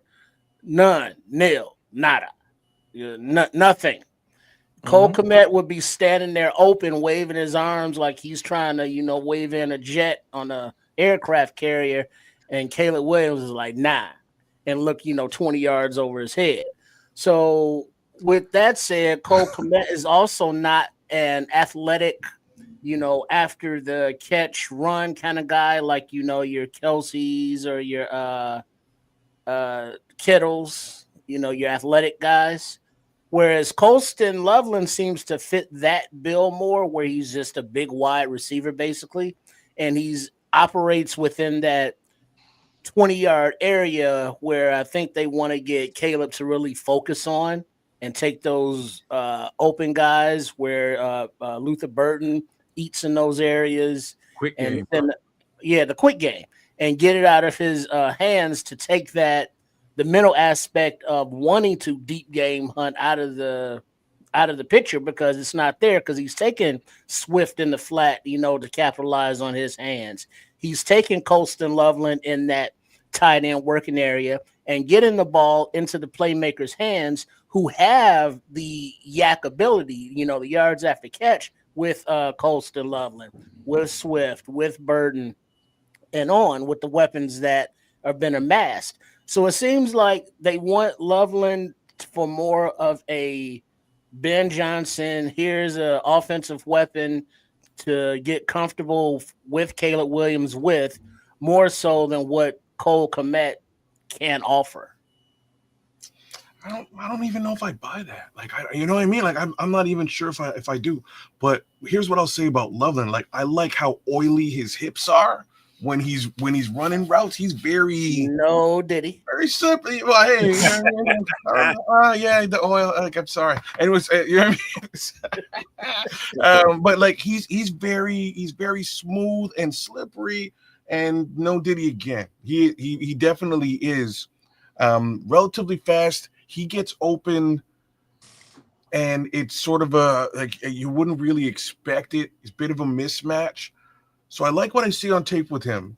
If I'm going to compare him to Warren, I don't know if I can really make that comparison and say he was the better guy or the worse guy. I just think he's the guy that Ben Johnson wanted, and we'll case closed there. But if I'm comparing him to Cole Kmet, I personally don't understand why Cole Kmet wasn't utilized in the offense at all last season, and this is really what Triple R is saying. He was completely overlooked. And I can tell you why. You didn't even like the answer, though. No, you tell me. Because Caleb Williams watched that film and him dropping all them passes for Justin Fields and was like, "Nah, I'm good." He watched him get Justin Fields fired and went, "Nah, I'm good. I'm gonna go somewhere else. Okay, I'm good with this." Hey, Coach, Cole Kmet. Can I just rant about Cole Kmet for 5 seconds? Cole Kmet, what he did to Justin Fields, all those clutch drops that he had for Justin Fields, like, Justin Fields could still be a Bear right now. I really and truly believe that the cha-cha was messed up. You remember Herm Edwards says, "Don't mess up the cha-cha. 1, 2, cha-cha-cha, 1, 2, cha." Like, the Bears had where you was going. The Bears had multiple first-round picks and a quarterback in tow. And because Cole Kmet, and I'm being facetious because obviously there was more than just that, but because Cole Kmet can't catch like any third down pass that comes his way from Justin Fields, they had to go and get another quarterback and then a wide receiver that they may or may not have needed at that time. And now we're back here where they're making a tight end and a wide receiver move in. I can't make this stuff up. Like, I don't know. I'm looking at Colston Loveland. Here's my problem. What does Colston Loveland do that Luther Burton doesn't do? Okay, hold on. Let me answer this, man. I'm gonna get to this because sometimes the answer is right in front of our faces. If you really want to focus on it, I think the draft pick of Colston Loveland is purely about 12 personnel, and that 12 personnel usage in Detroit, that's not a one-off. That's gonna definitely be a key aspect of the schematics here in Chicago. I believe that's what it's all about. It's about the short area. It's about Caleb's quick release and taking advantage of those mismatches that you're going to get with those two tight ends on the field. You talking about two tight ends on the field and a couple of receivers. Somebody's going to get – there's going to be mismatches. I think that's what the Colston Loveland draft pick was for, and I can definitely see it when I start forwarding my mind to the future of how he can use that two tight end set and really, really get after cats. If they can run the ball, it's going to make more sense. Therein lies the problem, my guy. Your 12 personnel has a tight end that doesn't block worth a damn in line. Whoops. That's the problem. Like, until a defensive coordinator goes, hey, we're just not going to respect their 12 personnel because one of those guys doesn't block like a tight end or like an elite level tight end would. He blocks like if they put a wide receiver out there. Okay, well, cool. We're going to just treat it like 11 personnel, even though Colston Loveland's in the game as the third wide receiver instead of as the second tight end, because he doesn't bring that to the table. Now imagine if that's Warren. Now you have to respect it because he is a legitimate run blocking tight end who has pass receiving upside. And those are the guys who change the game. Like this is the reason why Kittle is so destructive with the 49ers, because he'll run your defensive end to the crib in a run play, and then the next play when that linebacker has to flash fast, he down blocks and then takes off and he's wide open on an over route for 14 yards. Nobody's by him and he runs another 47 yards for a touchdown. Like, that's the difference. You're not going to get that with Loveland because nobody's going to respect him as a blocker unless he turns into something that I haven't seen him turn into in his years with Michigan, which is surprising because it's Michigan. Like, you would think that the tight end would be able to block in line, and I'm watching him. I'm like, he's not good at this. This is not his bag. I'm gonna give you two things here too. So a little bit of a mismatch situation if you're going with 11 personnel, but now I have to agree with you on the other side with the other tight end who can't block either. Right? So like I'm you know what I mean? Like I don't know if Colston can block or not. I will say he's going to be a mismatch up against a regular size DB, like he will be. But then if the blocking is expected from out of Cole Kmet, like we just went through this week, Ben Johnson's yelling at Cole Kmet because he's not in the right place. And we've seen this.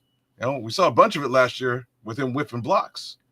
We can't have that this season. Well, I'll tell you what, man. Listen, because Coach has been here, I'm going on an hour and a half now. I didn't expect anything but 30 minutes, but this is cool as hell because, you know, this is cool. And I'm telling you why. Nomad, I show up, man. I told you this is what I'm here for. We show up. That, man, because, you know, everybody doesn't do that. Usually the customary is 30 minutes, and I appreciate that, man. But here's why I think it's important that you show up here and you speak your unvarnished truth. Because even as a podcaster, and I try to keep it straight down the line, I make people not like me sometimes because I'll tell the truth that's uncomfortable to hear. I don't mind taking those arrows, but it's good sometimes because even at times I get the rose-colored glasses on, looking at the situation. And we asked somebody to come here and give his unvarnished truth about what he thought is going on with the Bears, whether it be what they did in free agency, what they just did in the draft, and how it makes sense to him. So again, don't shoot the messenger. He's just giving you his message and how he saw it, because we all need that sometimes just to get you know what I mean? We get so excited and amped about our team. I think it's important that we get another perspective. So I appreciate you for that, Coach, number one. Number two, here's the question, and I really would love to hear your take on this. And by the way, man, they talking mad SHIT in the chat, but listen, okay. What did you think about this story about Caleb Williams?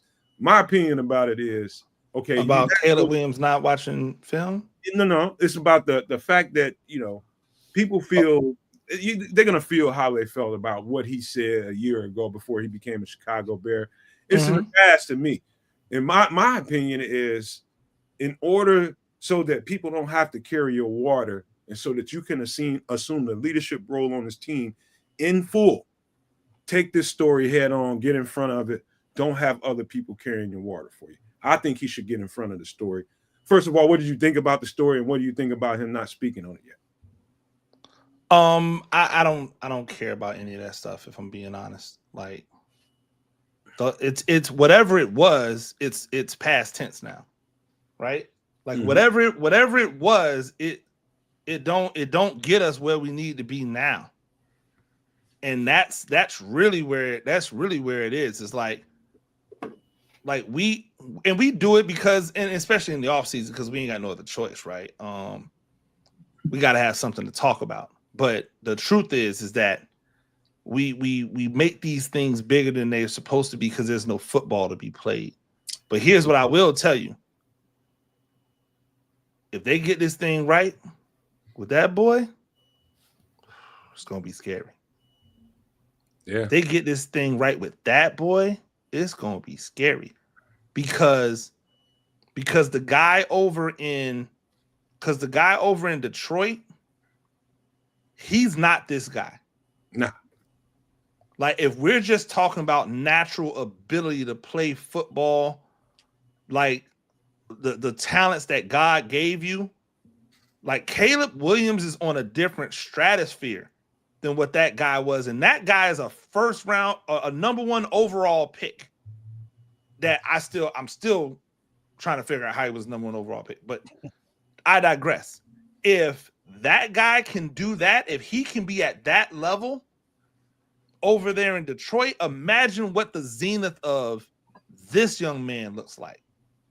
And that's what people should be excited about. If we get this right, Caleb Williams is a top 5 with a bullet quarterback for the next 10 to 12 years. Oh, that's a hot take. Like, if in my mind, if we get this right, if I'm a Bears coach, hey man, if we just get this right, he is 35 passing touchdowns plus, 10 rushing touchdowns plus, 4,000 plus passing yards, 600 to 700 rushing yards plus every year for 10 plus years. Like, that's how good he is, right? Give him some nail polish remover and a playbook and a clicker and have him go to work. Oh no. Have him go to work. And listen, people are going to be like, yo, Caleb Williams ain't running for no 10 touchdowns because he ain't tough like that. You don't got to be tough. The crazy part about it is that his fear works for him as a runner. He's going to make the right decision when it's time to run because he's fearful. And when he takes off, he's going to run like somebody that's afraid. It's going to be really hard to catch them. Like, these things can happen without there ever being any wear and tear on the body. He has the physical frame to do it. Get your ASS in the weight room. Get your ASS in this playbook. Put a clicker in his hand. Tell him how to watch film. Who cares who he liked before us? You with us right now, and you're going to be with us until you retire. 10 plus years, top 5 quarterback if we get this thing right. That's definitely going to be a hot take, man. You know what, Coach? They got every weapon known to man. I know it, man. I just, here's my thing about it. I feel like that there's a side of me that feels like that, but I know, I'm a football guy, man. I love this game. I've been, it's in my soul, man. I know it's going to take. We have to also remember and understand this. This is a new offense in his second year. Number one. Number two, they're adjusting his footwork. Those two things are not insignificant. That's very significant. It's about when he can get it right, when he can master. The install doesn't come. People don't understand this. They just think you get some kind of playbook and they just try to cram this. No, he's gonna get it in sections. He's gonna get it in sections. If he can master whatever they're giving him early, by the time we get to mid-season or by the time we get that break, and I think we get a bye in week 4 or something like that. If he can, I would just say, if he can at least split 2-2, go 2-2, and get back into the war room with the coaches, get with the staff, and they get to another part of that playbook and kind of open it up a little bit. I think if he can get over that part right there, just get to that new offense, get to that first part of the install, it's probably going to be about a quarter of what the whole playbook is by the time we get to game 1.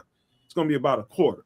And then if he can get to that point and really play some good football, not have a problem with his feet, really listen to his feet, that sounded like it was a whole big deal in OTAs, which I don't make a big deal out of. They don't have pads on. Nobody's hitting each other. But I think that's going to be his issue, man. Can he get this down? Can he do it without getting frustrated? And I think if he does that, he gets over that hump and gets to where you just got to say. 3,500 yards and 20 touchdowns, 3 interceptions in an abject, disastrous season. Like, what are we saying? He did that with 68 sacks. He did that in a blizzard, in a nor'easter, like in the worst possible condition you can put a quarterback into, right? With all of the stuff, like the expectations, because he is the number 1 pick. Your lame duck head coach who should have been fired before the season. Then the offensive coordinator's fired. Then the head coach is fired. Now they got another person that's the head coach, and then another person who's the offensive coordinator. All of this is happening. You're trying to get 2 new wide receivers acclimated. One wide receiver's messed up because he went from being the number 1 option where he was getting balls where he was running wide open to now he's getting like dink and dunk passes where his yards per attempt is super down. Like, if they get this thing right, like I know that Bears fans to a certain extent don't want to be like optimistic because you feel like you've been burnt so many times. But good Lord, man, if you get this right.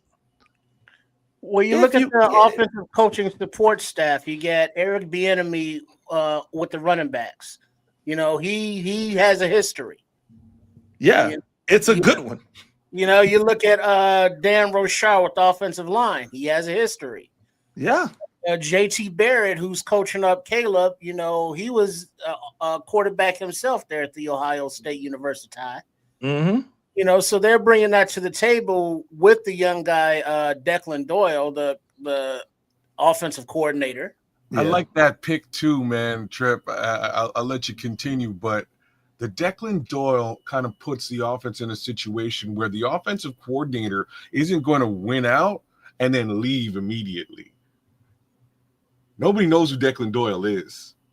He's going to sit around and grow and grow in his role for a little while before he decides to, spread his wings and fly. Kind of like Ben Johnson just spread his wings and flew a little while ago. You think he's going to go? It all depends on how thirsty he is. I can tell you as a coach, it's hard to turn down the allure of being a head coach. There's only 32 of them, right? You think him with just having the the tiny bit of experience that he's like, it's not. I don't think he should have ever been a coordinator. Like, I don't think he should be a coordinator right now. This is a good old boys move. Yeah. This is what I'm talking about. What we need to do more. Put our people in play. Like, this is somebody putting this person in play. Cool, great. But if he gets the opportunity, you almost have to strike when the iron's hot, because you don't know how long the iron's going to be hot. So I agree with you. He should lay back in the cut and just chill and get his weight up. But if the Bears come out here and it's a 10-win season, it's a 10-win season, it's an 11-win season, somebody's coming for him as a wonderkind.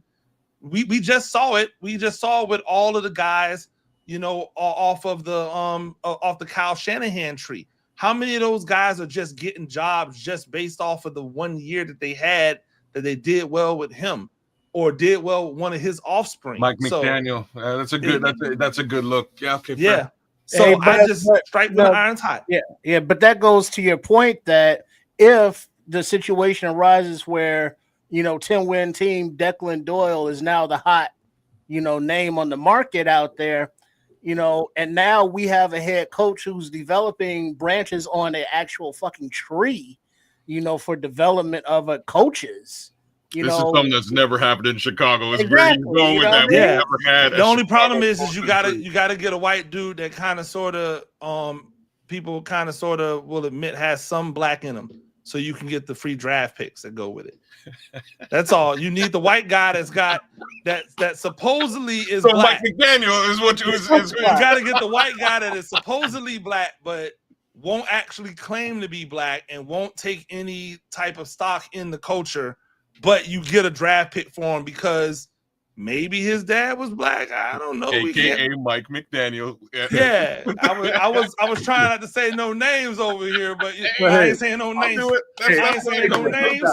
I ain't saying no names. I ain't saying no names. Where you was? Who you with? Go to bed. Don't say she. I'm sorry, my bad. Hey, Coach, listen, because we got to keep this thing orderly, man. I love that. He said oily. You in the oil. Listen, good Lord.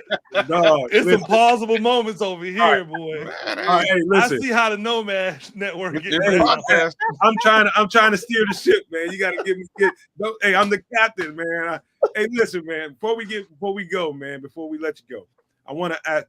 Now, Ben Johnson came in here, and the word was when he came in here, the question was asked to him, "What do you plan on doing with this offense?" And the first thing that he said, we're going to play around Caleb's strengths. And first thing came to my mind, because, you know, I did a lot of Caleb Williams study. The thing that really sticks out, besides his athleticism and his ability to kind of swerve, and he's really, really good at dodging, you know, contact. He's really good at that. Mm-hmm. I think the quickness of his release, I think, is his strength. That's his superpower. And I think, and this is just my opinion, I just want to get your take on what you think this might look like. In my opinion, I think they're going to really, and this goes into the pick of Colston Loveland and also Luther Burden. Luther Burden is very, very, very good in short area. You know, short area burst quickness. His releases are electric. I mean, he's really good in the short area. And so what I'm thinking they're going to do is build the passing game around the short game. And anything that goes down the field is going to be because they drew the defense in with the two tight end sets with Luther Burden, DJ Moore, and all those pieces they got around us. I think it's going to be about quick game, and that's how they're going to operate. Does that make sense to you at all? Yeah, I mean, that's what they do in Detroit. The problem is, who's your Jameson Williams? That's supposed to be Luther Burden. No, it's not. It's supposed to be. Luther Burden is not a Jameson Williams is a track level speed. They're not the same receiver. I agree with that. Like no, you don't have one of those guys. They don't play him though. I'm sorry. Yeah, who is that? Tyler Scott. It don't matter. No. Say the name. It's Tyler Scott. It's Tyler Scott.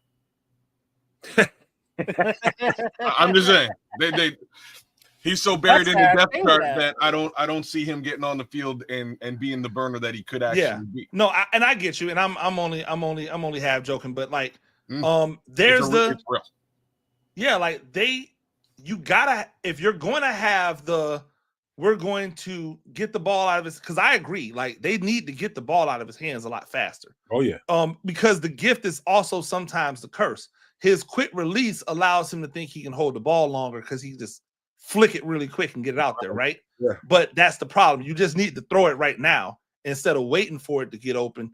Throw it open, right? And so as he gets better at that, by the way, one of Shedeur Sanders' most like phenomenal traits is the throw the person open thing. I digress. So if they get him to do that, it's going to be great. But once they start mugging up and you figure out that Colston Loveland can't exactly get away from all of these nickel slot guys, because yes, he's bigger, but he's just a big target to hit now.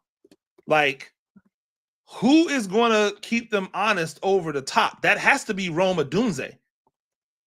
Now that has to be Rome Odunze. But Rome Odunze doesn't have that suddenness like Jamison Williams does. So I just don't know how they're going to make that look. I'm interested to see. I'm interested to see. I want to see how they get it done. I just don't know what happens when people say, okay, prove that you can beat us over the top.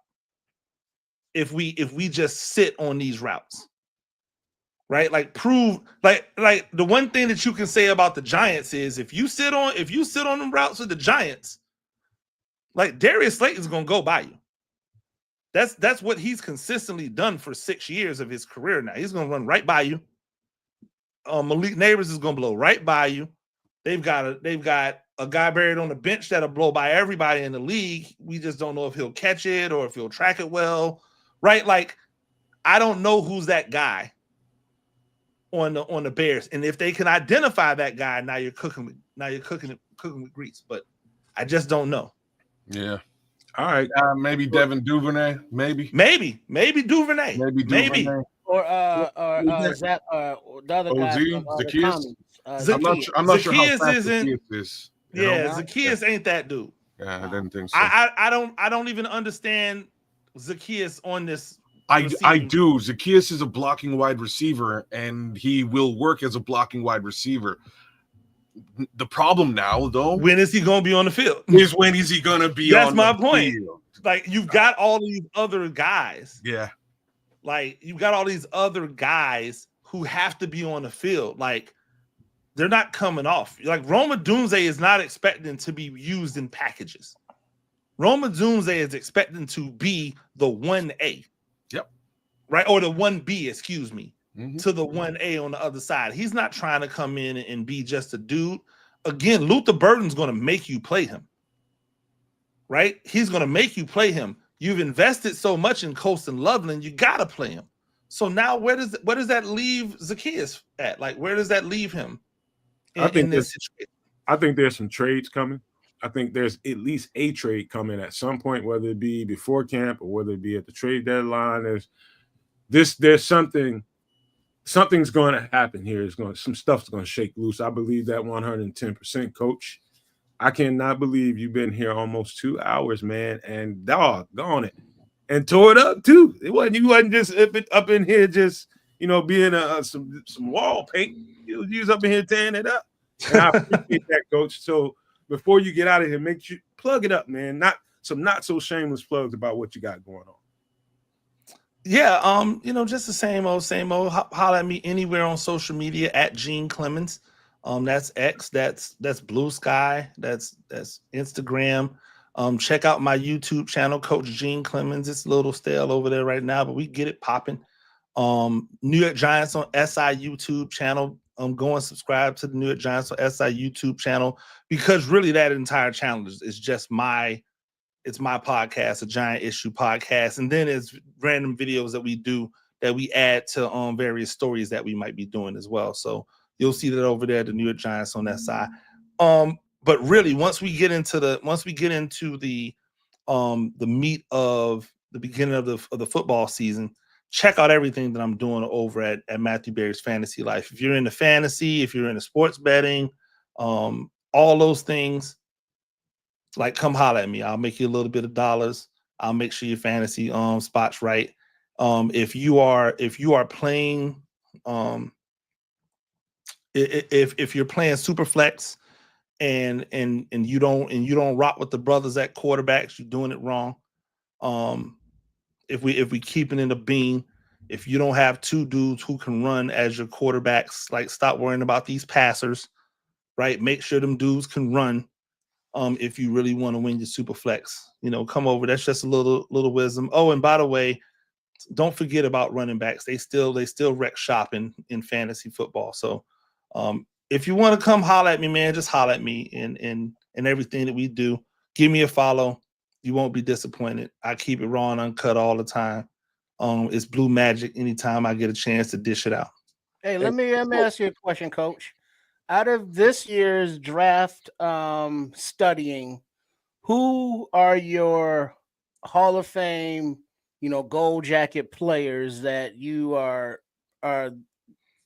confident that they will have successful careers in this draft class? Hall of Fame gold jacket guy? Yeah, and you got any gold jacket guys from this draft? Ooh, that's so difficult to predict because it's a lot of times it's just based off of like where you land. All right, well, who are your guys that you think could, if given the right situation, they could be those dudes? They are just that good of players. I would say Ashton Genty, where he is, if they get the blocking, if they get the offensive line right out there, he has all the elements to be elite right now. And if he's elite right now and he can put 8 to 10 years together, then he can be a guy that's knocking on the door. Depending upon how the tread is held up on the tires, right? Like if this is NASCAR or if this is Indy. If he's an Indy car, nah. If he's a NASCAR, then he might be all right. But I think he's a guy who has an opportunity to be like gold jacket-ish.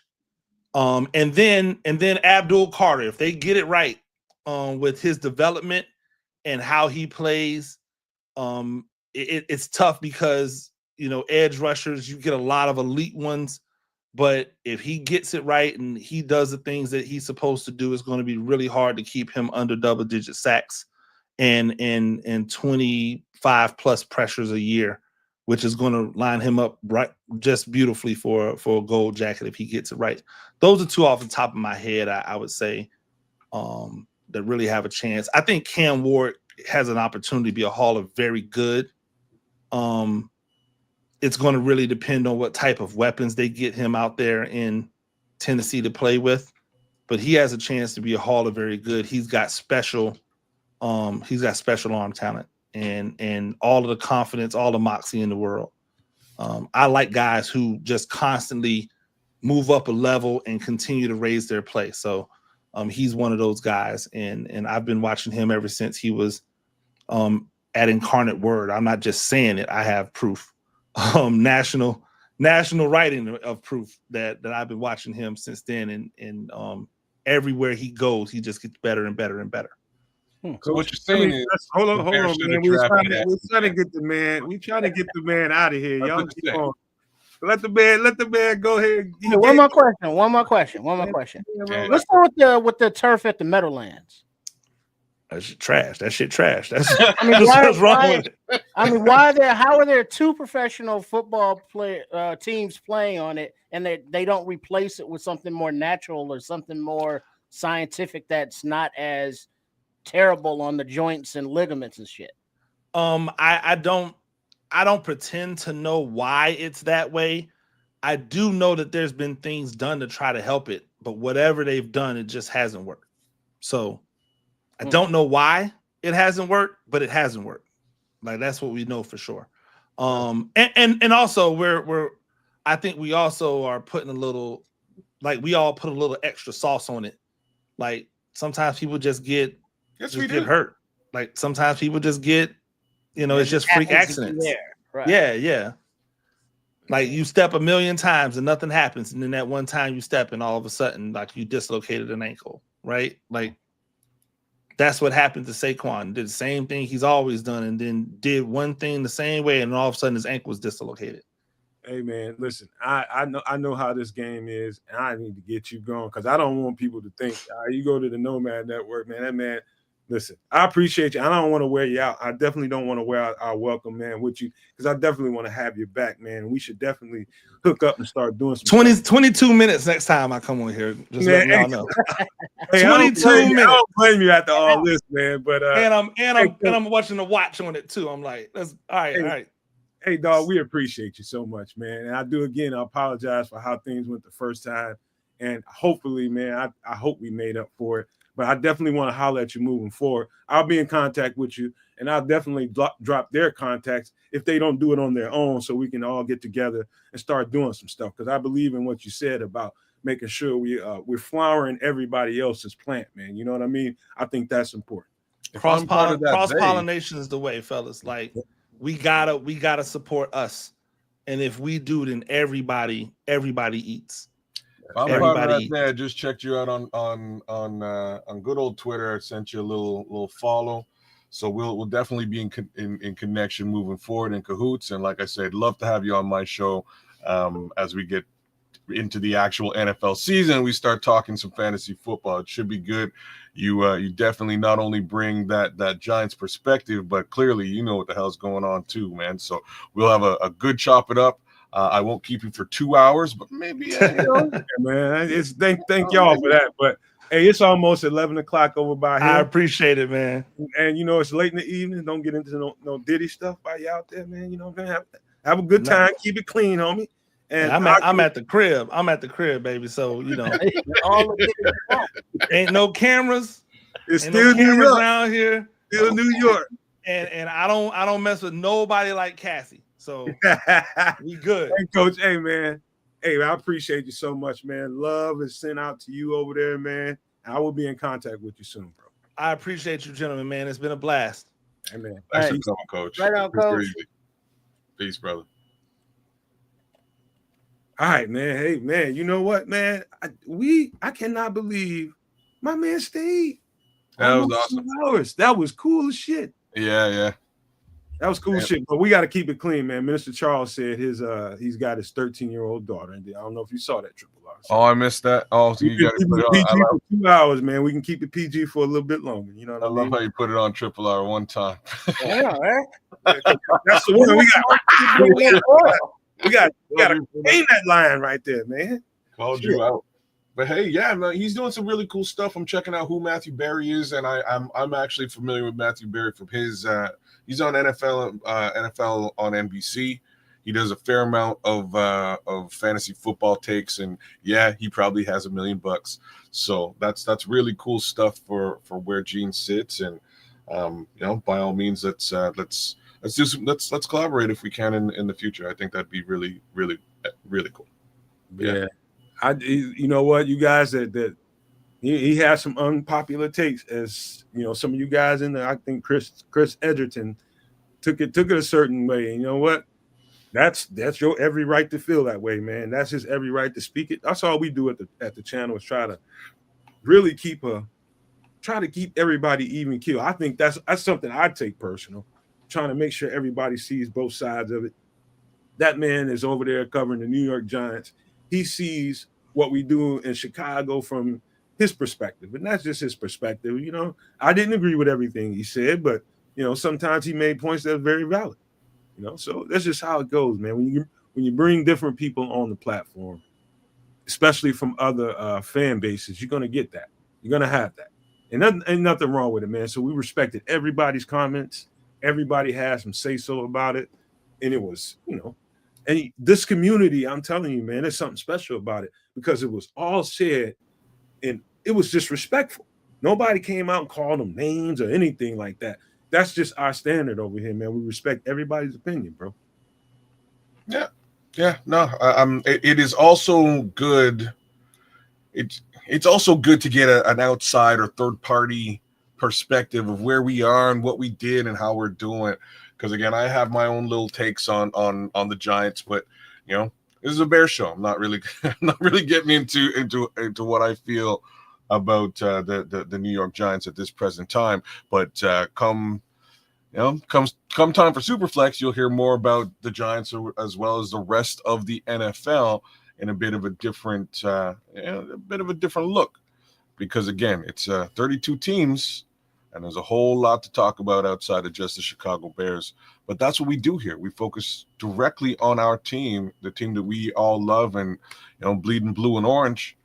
That's what this is all about. So it was cool to get a bit of a different perspective on the conversation today from good old Gene Clemons. Shout out, sir. I want to ask you guys a question because I'm always ready with the PowerPoints every time we do a show. Even though when it seems like we have nothing to talk about, I always got stuff to talk about. But I'll leave this one up to you guys. We've been here 2 hours now, minute 59, exactly 2 hours now. Do you guys want to talk about some football? I got some stuff to talk about. But if y'all want to shut it down, we can do that and save it for some extra sauce. It's up to you guys. We're early tonight, so we can probably go another hour. How you feel about it, Phil? Yeah, let's go. You want to roll? All right, we can roll then. All right. So I keep looking at, I'm busy as his kids and Triple R doing his stuff over there. But when I get a chance to, I'll flip on a short video. That's about all I got time for. A whole podcast, I really don't have time for. But there seems to be this overriding, and I'm talking about with the reporters, and typically they're the ones with the biggest mouths because they got the biggest platforms.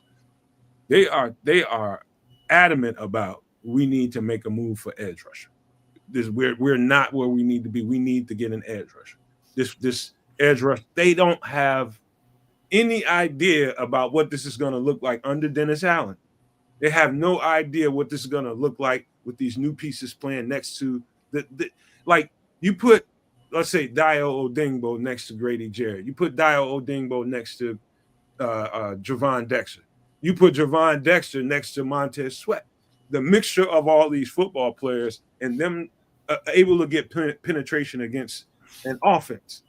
They are just assuming that, okay, because I don't like what I see on this roster on its face, I don't think this is going to work. I think that's the wrong way to look at it, number one. Number two is we got a couple of young guys that need opportunities that I want to see under the structure of this new defensive coordinator. I really want to see them more than I want to see them go out there in the deep water and spend big money on an edge rusher, which I like a couple of them out there. But I don't think that's the way to go. I think you go and see what you have on this roster. See what happens when you put these guys next to each other. See who feeds off of who, and we might be surprised with the outcome. That's my opinion, but these reporters, man, it's a whole thing out there. Triple, let you hit this one, man. What do you think? They have, their opinions. It's well, we don't know what these guys can produce at these positions, so we need to bring in a veteran. The veteran will answer all of our issues and all of our problems. How many seasons recently was it like, well, we need that veteran presence at edge. We need that Ngakoue. He was been, consistently 8-10 sacks a season. We'll bring him in for a good price and we'll be just fine and dandy. And guess what? We still sucked. So, it's like, let's develop some of this young talent if we can. Dom Rob has been here for a minute. So, of course, he's definitely on the bubble. He's old regime development, talent. So, let's give this coaching staff the opportunity to work with some of these young guys to make a name for themselves, as opposed to saying, oh, well, let's go out and get that edge. Let's go out and get Nick Chubb or, whatever retread running back it, because now these are the perceived positions of need, defensive end and running back. Nobody's saying, well, we need to bring in a safety or this wide receiver or this offensive lineman because, we got plenty of bodies at that position, those positions to address. The unknowns, defensive end, running back. So what do they got to talk about? Defensive end and running back. Well, that's a whole other line of conversation. It's not. It's the same line of conversation we've been having. Take the edge. Trust me, man. Just help me out. Oh no, I can stick to edge if you'd like. I'm just saying it's the same. You know, I can zero in at the one position. It's just the same conversation we've been having. We've been talking about what positions are the positions of need. We went into a draft and basically skipped over those positions of need, and we're still talking about them. So yeah, I can be myopic and specifically talk about the edge rush position. I'm not really sure. You know, it really depends on what they are trying to accomplish this season. I think that's probably the best way for me to put it. Are we just trying to tread water this season? Right? Is that really where we are? Or are you trying to dominate? Are you trying to be respected and or feared? Right? These are the things to put out there. I'm not sure if this team will be respected and or feared in its current status, right? Its current roster and or formation. We're going to go through preseason and we're going to find out how fearsome those guys on that front how fearsome the front seven actually are. Because again, Dennis Allen will be scheming things up a little bit differently. We've made some additions. Grady Jarrett is here. Shamar Turner is here. There's some Dio Dengbo's here. There's some differences here, right? So let's see what it looks like. But again, is that fearsome? I don't know. We're gonna have to wait and see. Here's my last, and I'll move to the next subject matter after this. My thing is, you never know what you have until you get those players in pads playing next to each other and seeing how they play off of each other. I think that's a conversation not very many people are having right now because most people don't get it. You might be a great player in your own right. Period. No, now, how well do you play next to a guy that has this strength, next to a guy that has that strength? Can your strengths really supersede and really hit home while this guy's strengths are superseding and hit home at the same time? Like if this guy's an inside technique guy next to you and you're an inside technique guy, then, y'all playing next to each other ain't going to really work well, right? Because both of y'all trying to jam yourself on the inside. See how that kind of stuff works. And so if you have a player next to you that's dynamic enough that kind of allows you to be the kind of player that you can be when you're at your 100% strength, then you play a whole lot better. I'm saying all that to say this. It won't matter what you see on paper, what players you see on paper, on the books, until you see those guys in pads playing next to each other, being effective next to each other. You don't know what we have. So it's too early for me to say that we don't have enough at defensive end. My take on that, and I'm going to flow right on to this next conversation, and that is about running back. And I've been pretty strong-minded. My voice is strong when it comes to this. I personally do not think the running back room is incomplete. Do I leave that window open for Roschon Johnson to make me look stupid because we got a better offensive line? Yes. Do I make room for Kyle Manan guy to supersede my expectations of him? Yes, can with this better offensive line. Do I make room for DeAndre Swift to be a whole lot better with a better blocking interior of the offensive line than he was last year? I'm open for all of that. But in the event that we go through camp and this is just looking really, really pedestrian, I'm talking about this running back room and everything behind DeAndre Swift looks pedestrian, we need to make a move for a running back. Because if that running back room is not where it needs to be, Caleb Williams will never get to where he needs to be. I promise you that. You can put that in the bank. Well, I don't think they're going to be making a move really this week for any player. They got to see what's available after the June 1st cuts. When teams shake down, see who's available that maybe you didn't know would have been available. Maybe that behind the scenes teams have been trying to trade, but nobody's biting because it was like, well, I'll just wait for, post June 1st because I know you cut them anyway because of salary cap issues. So if there's a player or players out there that, Ryan Poles thinks that he can bring in that will upgrade the roster or improve the team, I'm not against it.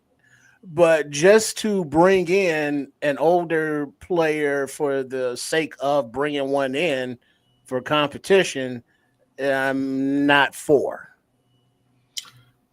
Couldn't have said it any better myself, right? So from a competitive aspect, I could care less, right? But from an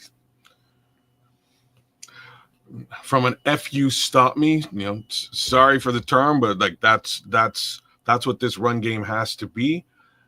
They need another guy.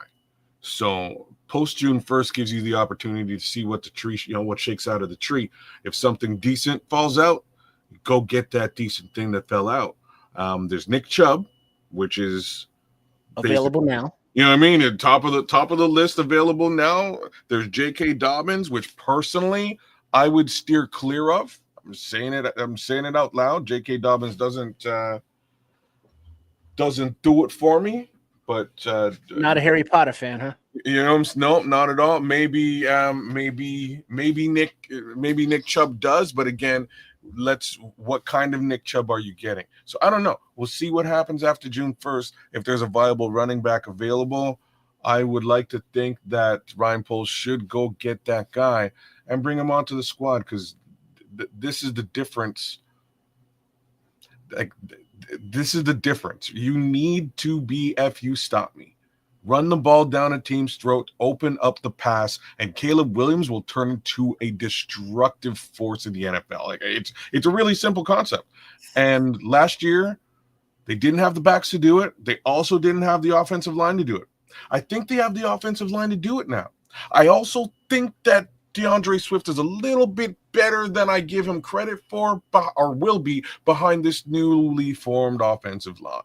So we still need a north-south guy that's worth his weight, and I'm not certain that's Roschon Johnson. That's my biggest worry right now. Okay, well, you'll enjoy this question. Now, this is a one-word answer, right off the top of your head, and then we'll circle back around for your explanation as to why. Now, give me one area of weakness, whether it be a position, player, whatever it is. Just give me one word of where you see is the biggest. What is your first concern that comes to your head when you think about the Chicago Bears? And if we're successful, if we're not, what's the one thing that concerns you? One word, and we'll come back around and give explanations. One word. It's 2 words. Can I use 2? Or one, man, just one. Deep. All right. Trips. Passing. Okay. Thanks. Okay. Mine is Caleb. And so we'll start with Williams. Wow. Okay. We'll start with you, kids, and you explain what you meant by deep. Like, quite frankly, I think the three of us together kind of said it. So it's Caleb Williams deep passing. Like that's basically my worry. His deep ball was a little bit frightening last season. I'm sure there's reasons for this. One of them definitely is footwork. He needs to get his foot. He needs to get his feet. Like, everybody loves that jumping pass he does, and it's dope. It looks like Michael Jordan and stuff. It's a one-off in a game, bro. Say what now? That's a one-off in a game. Well, I'm just saying that, like, it looks dope. I get a chance to do that once. Well, it looks dope. I mean, that's one got. All right, go ahead. I'm giving the kid his due, but you need to get your feet set to do stuff. Period. Like, if you're gonna go deep, get your feet set, bro. Like, set your feet, go deep. Reset, go deep. So it worries me just a little bit, that deep ball. But again, if the entire game is on Caleb Williams' shoulders without the run game, like we just I was just discussing, it's going to be a problem. So they have to mix it up. Hey, let me know in the chat, you guys. What's your one word concern about anything Chicago Bears? If there's anything that comes to your mind, give me one word, just one. Well, I'm going to expand on my answer, passing, and I'll stick to that because the passing game is all inclusive with the blocking, with the play calling, and with the receivers getting open, and with Caleb Williams connecting with those receivers. Speaking of the deep passes, it's fine if you're a big game hunter, if you can land those big game shots. he hasn't shown the ability to do that. So we get to scale that shit back, take baby steps. So he has to hit those, quick hitters in the flats and in the open areas with the weapons of Swift, of Loveland, of Burden, DJ, Rome, Komet in that little 10 to 15 yard area from the line of scrimmage. Learn to live there. Now, once the defense rolls up, now we can, pepper in those deep shots as long as we can get that accuracy going. So the development that's on the quarterback is not only in the watching film department or learning how to watch film alone department, but it's on the field with the getting the footwork right and being planted and throwing an accurate, deep, goddamn ball. And not just seeing it float over the head of dudes that are wide open or making guys in stride break their stride, come back, or jump for the ball unnecessarily. Let's learn to hit those guys in stride, in rhythm, in the interim shorter part of the field, and then work on it deeper for those passes. Okay. With respect to everybody, we're all in the same. I think we're in the same vein, man. We're just vein is like a branch, man. It branches off and goes different directions, man. Listen, now I said Caleb, and I don't want people to take this the wrong way. I said Caleb for this reason, and it's about the fact that he's into the second offense, brand new structure, brand new schematics, brand new language, brand new everything, Number one. Number two is how well and how fast can he adjust to it with this tough schedule that we have coming out the gate. It's tough. This schedule, I think, should not be sneezed at, number one. Number two, the fact that Caleb is do I think he's going to be able to learn it and get a grasp of it and start executing in it? Yes, if given time. If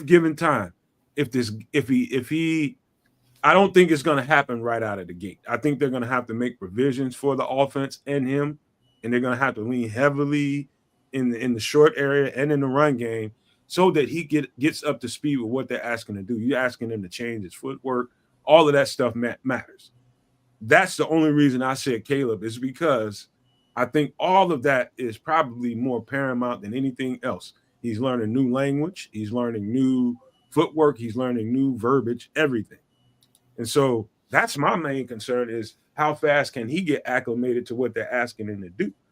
Because if it doesn't happen fast, the problem with having a slow start and a team that's and a quarterback that's under as much pressure as he is under, if you don't get off to a pretty quick start and get some wins on the board, the thing can go south fast.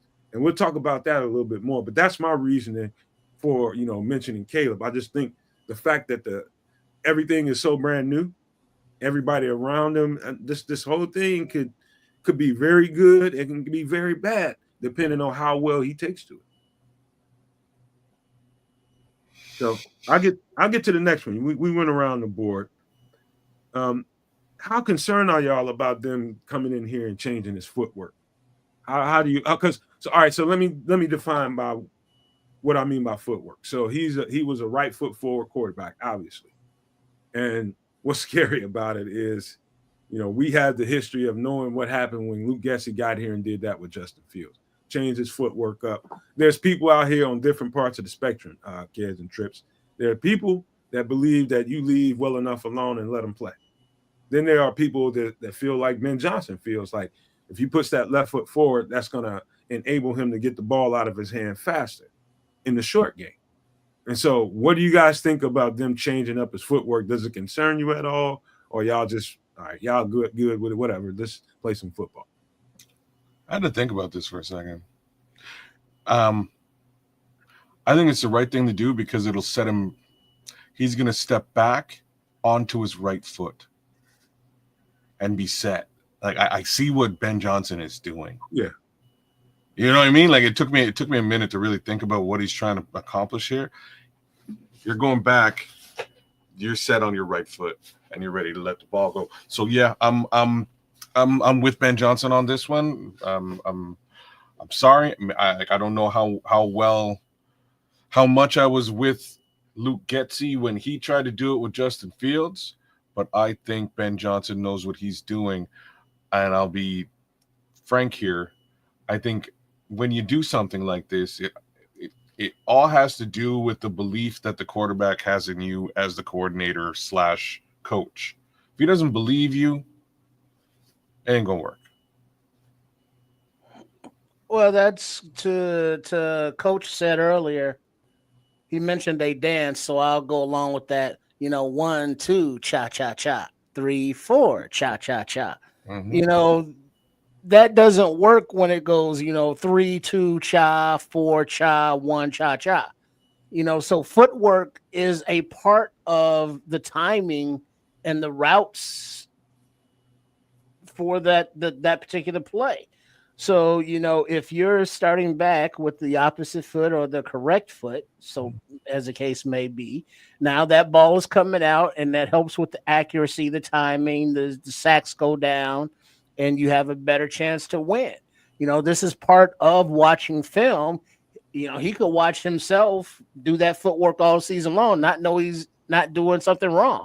Whereas, Ben Johnson was like, hey, look, dog, we're going to have to get you to do this because this will help with the success of the play. And so now Caleb knows to look for that on the film, on the tape, to do it physically. This is where the coaching matters and comes into play. This is where having the former quarterback, JT Barrett, back there coaching them up, saying the physical aspects as well as the mental from the position. Ben Johnson being a former quarterback, knows what he should be seeing out there on the field. So the mechanical changes in his game is not personal. It's not meant to hurt the kid. It's meant to make him a better football player, to develop him into a perennial franchise player. So if they need to change his footwork, change the goddamn footwork.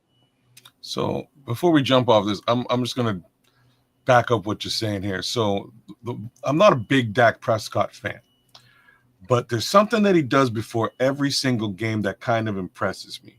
And it's like a 1, 2, cha, cha, cha thing, Trip. Like he puts a pair of headphones on and he goes out there. He Twitching that waist. Say what? Twitching that waist. When he does that little, he steps left foot first, plants the right foot, and twists. That's all he does. Headphones, he's jamming, 1, 2, twist. And that is the quarterback motion. And he's getting himself into that motion. What do you think he's doing that for, kid? He's doing it because the power in your throw comes from the twist more so than it does the arm. The arm is actually just direction. Aiming. You know what I mean? It's direction. Right. So this is your power as well as from your right leg. So yeah, that's how you do it. You set the foot, get the twist in, plant your back foot for power, and get power from the twisting of your body, and that's it. And it's a really cool thing to watch him do before before any Cowboys game. And like the first time I was watching, I was like, what the hell is he doing? And then I stopped. I was like, oh snap! Like that's super cool. I'm surprised every quarterback does not do that. Muscle memory, warming up that motion. I got another level for y'all. I got another level for y'all. And not that kids ain't kids. You're there. I think there's another level to it. I think he's a really good quarterbacks are good quarterbacks. There's a lot of good quarterbacks in the NFL. The great ones are great salesmen. Great salesmen. And so when you get ready to pump fake a guy, when you get ready to turn and make that thrust to get ready to throw, you need to sell that thing very, very consistently. And so I think it's more about the pump fake and selling that shoulder turn and that twitch of the waist, selling that thing so that you get that safety to move, you get that linebacker to move, and that's going to open up whatever you're trying to get to down the field. But that's all part of the footwork. It's not just being under center, taking the snap footwork. It's the play action footwork. It's the rolling out footwork. It's All of There's the Levante right there with it's also better footwork for play action. Like you got it. yeah, so it's the footwork is a class in itself.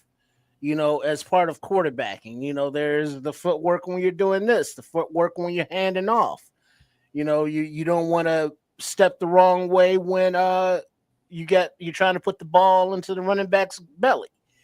So it's the footwork changing isn't just, I don't believe, the way he takes the drop back from under center. I think all of that plays into it because he's been very sloppy with his footwork. Caleb Williams has, because he's never had to focus on it. That hasn't been part of his game. The generational aspects of his game, of that moniker wasn't because of his footwork.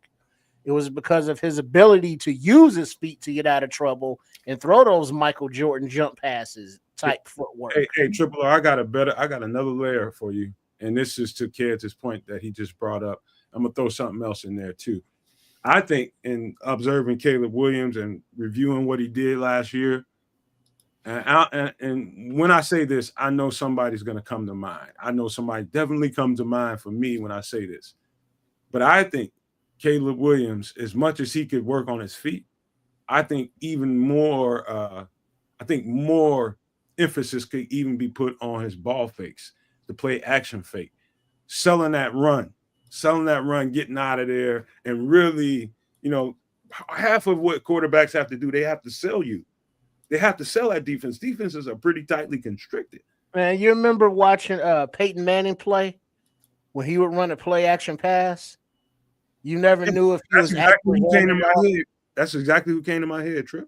You never knew if he was actually handing it off or he was passing, because he ran that same action every time. You get it.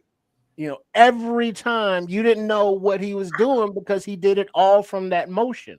And that's what made him so deceptive, and successful. And this is, like I say, not something that Caleb Williams has practiced. This has not been part of his skill set, part of his game. So the willingness to be coached, to learn this stuff, is a plus in his favor. All feathers to be put in his cap, kids. Triple R nailed the handoff case scenario too, and it wasn't something that I was really traditionally thinking about. But there were some sloppy handoffs to the running back over last season. That's going to get cleaned up with, again, a consistent left foot motion, because you're running to the strong side. You can move that left foot out of the way, and you have to move it to hand the ball off because it's out there. You know what I'm saying? Like, it's out there. If the right foot is out, it's not the foot that you're normally going to be moving, right? You got to move this one out to hand the ball off. So, like, it'll be interesting to watch. It'll be interesting to watch across the board. I hope that this does help, help the young man, as well as give him a more consistent look, just like you're saying about Peyton Manning. If it all looks the same, when it gets tricky, you don't know what the heck's going on. You're going to freeze the hell out of that linebacker. You're going to freeze the hell out of a safety, because you're consistently selling the hell out of that play action. Trip. As soon as I said it, Trip had that picture in his head. Peyton Manning with that play action, man. It just looked the same every single time. But I will say this to you guys. I'm going to ask you this. I already know what Triple R is going to think, but you might change your mind when I ask the question. If he was to watch film on somebody selling the play action fake, who would you have him watch film on?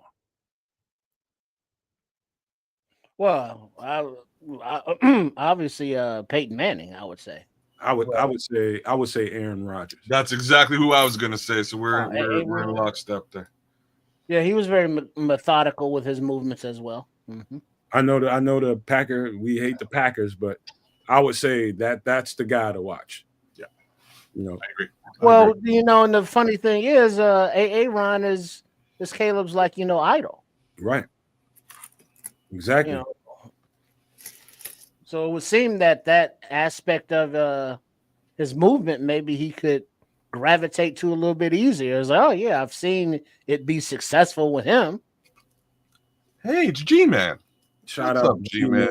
I ain't seen him. I've seen him in a couple of weeks, I think. I ain't seen him. But shout out to G-Man. Hey, listen, while we're talking about Caleb, this is going to throw y'all for a curve.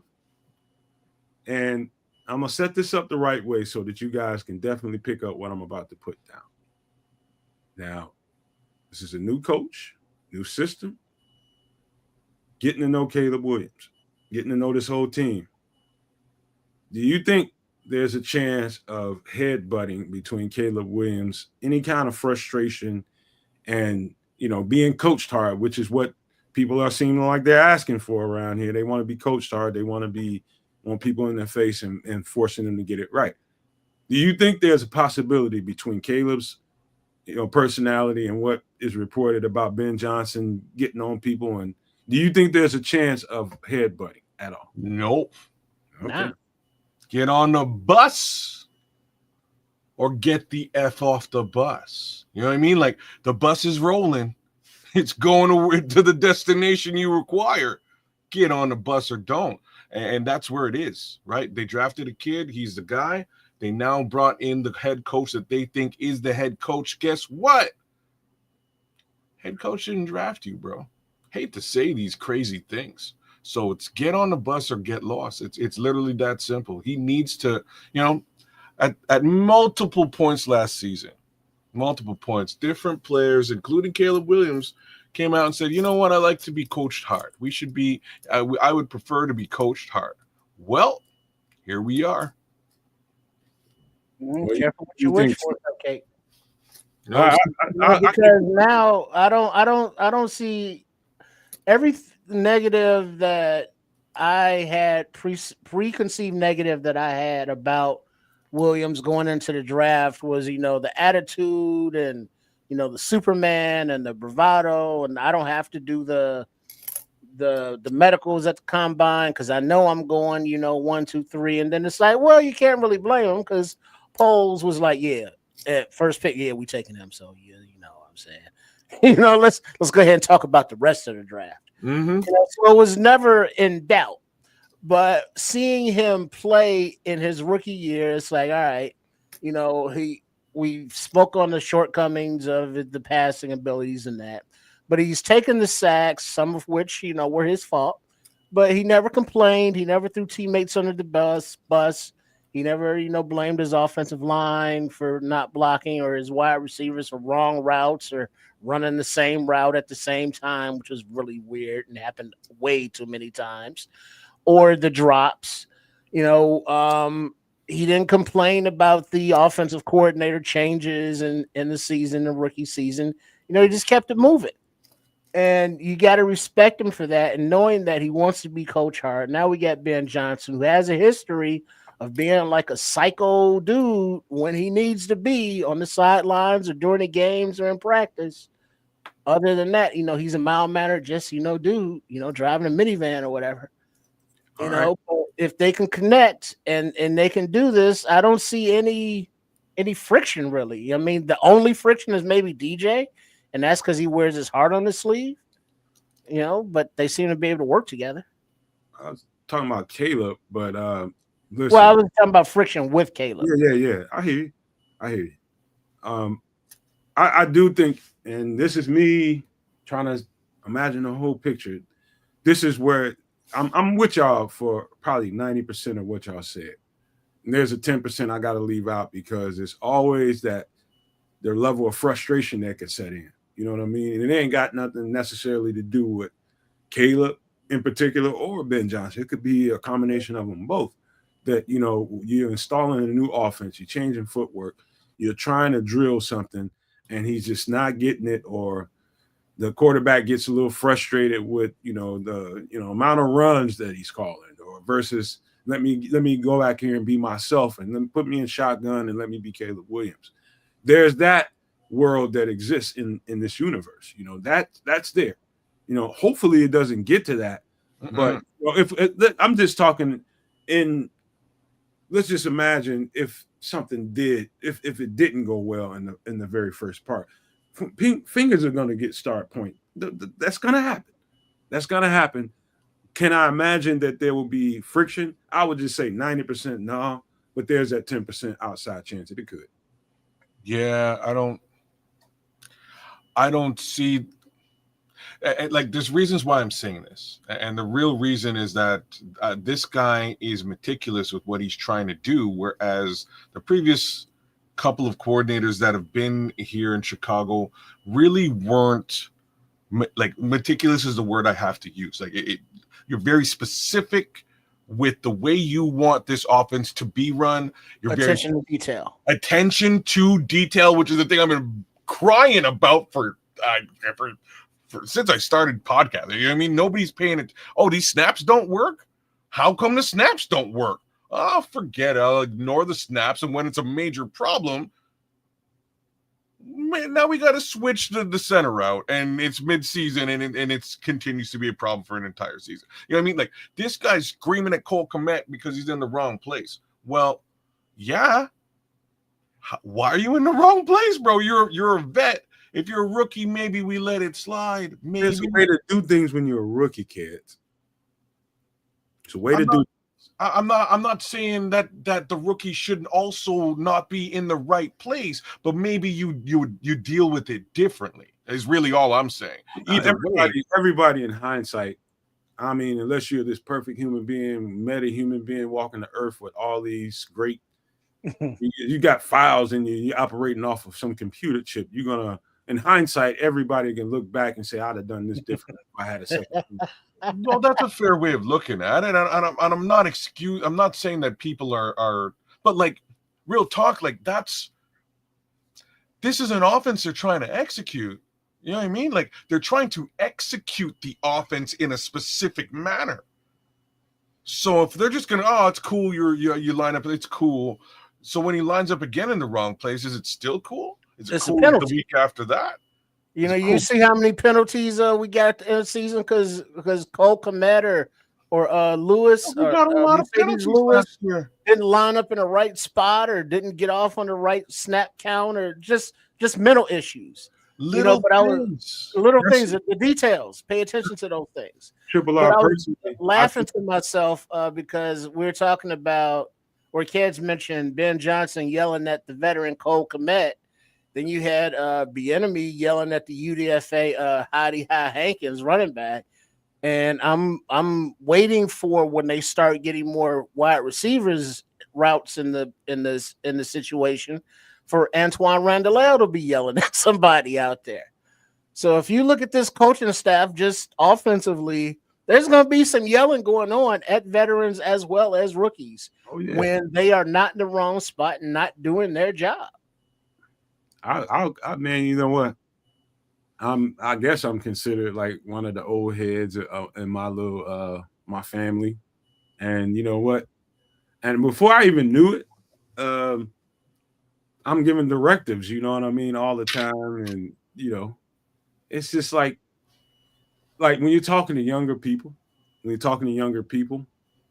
if you're not trained in the skill set of being able to manage younger people who are not emotionally mature, how you communicate with them makes all the difference in the world. Every parent, every person that's reached out or tried to touch people that are younger than them, they understand this. You don't have to be somebody like me that's been a mentor a long time. And I'm gonna shut this down because hold on. Let me finish this. Before you do, in the army. In the army, nothing that you just said makes a hell of a point, man. You dogging me. I know you are, but like I'm just saying that in the army, what you're saying does not matter. The fucking army, kids. But it is the army. Well, it ain't. But it is the army. It's not. Because in this army, you need to execute your situation or you lose the football game. In the army, you get shot up and die. Like this is what we're trying to do here. Regular conversation with young people. I hear where you're coming from and you're right, but they're trying to do something specific here. They're trying to execute a plan. And if you're not following the plan, if you can't follow the plan, I might have to cuss your ass out. Kid, all I'm trying to say is there's ways. Like a pitcher throws a pitch, you trying to get this guy to get his bat on his shoulder and walk through the goddamn dugout, right? In order to achieve that feat, you ain't gonna just throw fucking fastballs, bro. This ain't the fucking army. There's gonna be guys on that team, and we were talking about Caleb in specifics. him and Ben Johnson, that dynamic. Trip brought up DJ and all. Listen, objectively, to a point, you have to communicate with each guy in a different way. Like your voice to the team can be one voice. It could sound like the Army. Get your shit right or get out of here. That type of, or get, you know what I mean? That could be that. But when you're trying to get change in an individual, you take how you went about it with this person next to him and try to take that same tactic to that person. You might miss, bro. You might miss. Some are sadists, some are masochists. You know, but you would think that by the time a coach gets to this level, as many different players and personalities that they've coached over the years and or played with, that they know how to teach, how to get the point across. It's like, hey, I need to yell at your ass, you know, every day out of practice, or I need to pull you to the side and give you that positive reinforcement. And that is like, hey, we need you to do this. And it's like, all right, can you focus? You know, the more introspective versus the more, you know, out there kind of guys. Right. You know, the psychology of coaching, of dealing with people. You know, in your role, you're not a psychologist, but you understand psychology and how to reach, you know, different people. And, you know, by this level, you know, it's not all my way or the highway. For some coaches like your Vrabels, you know, they portray him as that highway or my way, highway type of guy. Whereas I'm sure he knows how to pull a guy to the side, put his hand on his shoulder lovingly like a dad would do and go, hey, you're working hard, but we need you to focus on this type of thing. So, I mean, that shouldn't really be an issue at this point. And if it is, I mean, they get psychology people in Hallis Hall to address that shit. They be all right. Listen, hold on, kids. Triple R, I would mention this and let you go, kids. I believe that's a large part to do why Bieniemy isn't a head coach right now. I've heard those kinds of things. And he's a taskmaster, and he's one of them, you know, straight line, do it like this or get the hell out of here, and it doesn't rub off well on everybody. But I just wanted to throw that out there before you go, kids. But no, that's a very good point too. Like, and you're and you're right to a certain extent. He has been classified as a hard ass. As a hard ass, you know. Thank you for the term. I was going to say less than personable guy, but at the same time, you know, a good human being, a good coach, will know the difference and be able to pull a guy aside. Maybe it's not at the time on the field, but maybe it's after the coach, you know, after the practice is over. Hey, man, I know that I yelled at you. Do you mind give me a second to chop it up with you and explain what happened? Like, don't discount that. But again, my simple point is that they're trying to exact a plan, a specific strategy. And if that strategy is not specifically drilled into the heads of the people who are exacting the strategy, it's never going to work. You know, it's literally that simple. This needs to be repeat. You got it? Cool. Let's move on to the next thing. Repeat. That's coaching. That's how you get that lesson. A quote from Bruce Lee is like, you don't worry about the person who practices one kick 1,000 times. 1,000 kicks one time. You worry about the practice. Fuck me. I know we know. I hear you don't worry about the person who practices 10,000 kicks one time. You worry about the person who practices one kick 10,000 times. Yeah. So, you don't practice until you master the task. Right. You know what I mean? That's what practice is for. When you master practice the task, you can't get it wrong. You practice until you don't practice until you get it right. You practice so you can't get it wrong. That's it, man. Exactly. You know what? I in high school and in college, I was fortunate enough to go through both of that twice. You know what I mean? We like, boy, in high school, I'll tell you one thing. We were going to get these 4 or 5 plays right, or we wasn't going to move to the rest of the playbook. We was going to get it right. And everybody's going to execute their assignment, or we don't move on. I don't give a shit. The coach said, I don't give a shit if we have to run these 4 plays for the rest of the season. If we get to the regular season and you guys haven't mastered these plays, this is what we're going to run. You got to blame yourself for it. And so I get that. But individually, you know, when you're talking about you talking about changing somebody's structure, changing somebody's, I'm talking about Caleb Williams. You're talking about changing somebody's dynamically how he plays football. And you're not trying to take anything away from him that makes Caleb Williams. But what you're trying to impress upon him is really, really rep this footwork stuff, making sure that you got this down to a science. Like Triple R saying, just keep repping it, and believe in it. Number one. Number two is that frustration that could come when it's just like when you get in the game and there's live bullets flying all around the place. You know, you're gonna get the tendency is to get away from your technique. That's your natural tendency, especially when you get touched up. When people start touching you and putting you on the ground, easily you can get away from what got you to where you are. The frustration that can set in at times, then Ben Johnson has to reach in his bag and say, you know what? I have to find different ways to communicate with different people. That's all we're trying to say. And like I say, I agree with you and I understand what you're saying. There's also a level of discipline that you're sharing with the entire team by doing what he did with Cole Kmet. You guys understand what, you know, if you don't want to be yelled at, you know, if the rest of y'all don't take that on very well, you're gonna master the stuff in front of you. You're gonna master it. You're gonna pay that much more attention to detail because I might yell at you, because Eric might yell at you. You know what I mean? Like I have a feeling that some of these guys that he's put together here are a little bit more fiery than not, and that includes Randall L too. You know what I mean? Like I have a feeling that they are. That being said, there's a meticulousness to this offense. Ben Johnson has a specific thing that he's trying to accomplish.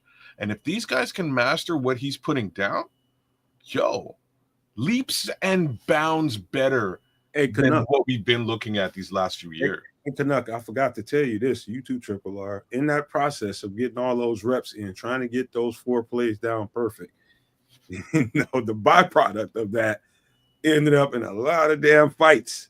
There was a lot of fights. But with who? Who was fighting? Yeah, we was fighting. We was whipping on each other, man. The players? Player versus player? Man, hey, dog, you ain't going to keep on, because if it's not right, get on the line. Get on the line, run it. Okay. Get on the line. Okay. So discipline then is what you're saying. Yeah. Oh, yeah. It went down, bro. And like, so let me be real here. So grown man discipline is a little bit different. I don't see them necessarily doing all that. You know, drop and give me 50 stuff. I'm not sure if that's really what's going to happen in grown man NFL football. Maybe it does, but well, I think it's more like drop your checkbook and write 50 grand. Maybe. You know? Well, go sit on the bench and your checkbook goes down. You know what I mean? How many times are you going to pay? How many times are you going to pay me and Keds' debt when you ain't done nothing wrong before you going to want to kick me and Keds' ass? Yeah. Well, yeah, that's the whole team concept thing. That's what I'm saying. Peer pressure. My product of all that is all them. Hey, man, I'm tired of this. I'm gonna whoop your ass. You don't get it right. Yeah, you know, that's team building and all that fun stuff. But you got to also think, what player has made it to this level of the NFL and hasn't been yelled at by a coach? I mean, you know, since Pee Wee football, you know, all the way up high school, college, ain't no coach ever yelled at these guys, you know, hurt their feelings. Man. You know, but they're in the league. So obviously they were able to communicate some kind of way. And like, let me be as clear as I can. I friggin' love this. Like, I wish I was lying. I wish I was lying. I love that Ben Johnson went out there and was like, what's going on here? No, we're gonna run this again. Back to the huddle. We just do this again. You know what I mean? Like, I love that because I think that's what's been missing for Chicago Bears offensive play for decades, like for the longest time.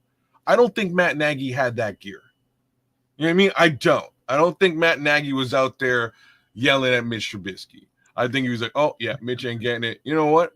Hey, Ryan, we don't get another quarterback. You know what I'm saying? Like, just move right on. I ain't yelling at him. I'm not making sure he gets it and he's doing it. Yeah, I'm cutting bait. Yo, this guy's out there. He's yelling. He's making sure they get it because facts is he's going to look like garbage if they don't.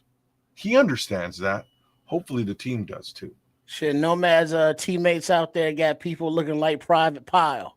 Where Minister Charles put that up there, the Full Metal Jacket, and had to give him the soap party, blanket party.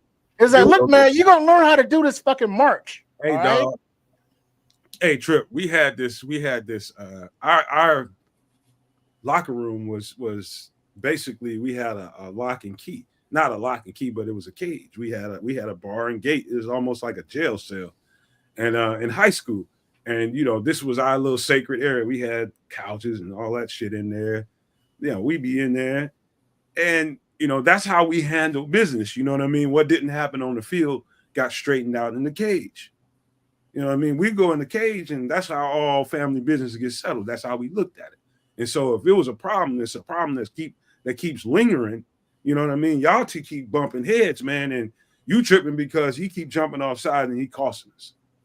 You got that big of a deal, we're going to get it straight in the cage. And we was just in there thumping at times. And coach was right there, not even 30 feet away from us. They knew what was going on in there, but they let us handle our business. To me, that's good functionality of a team.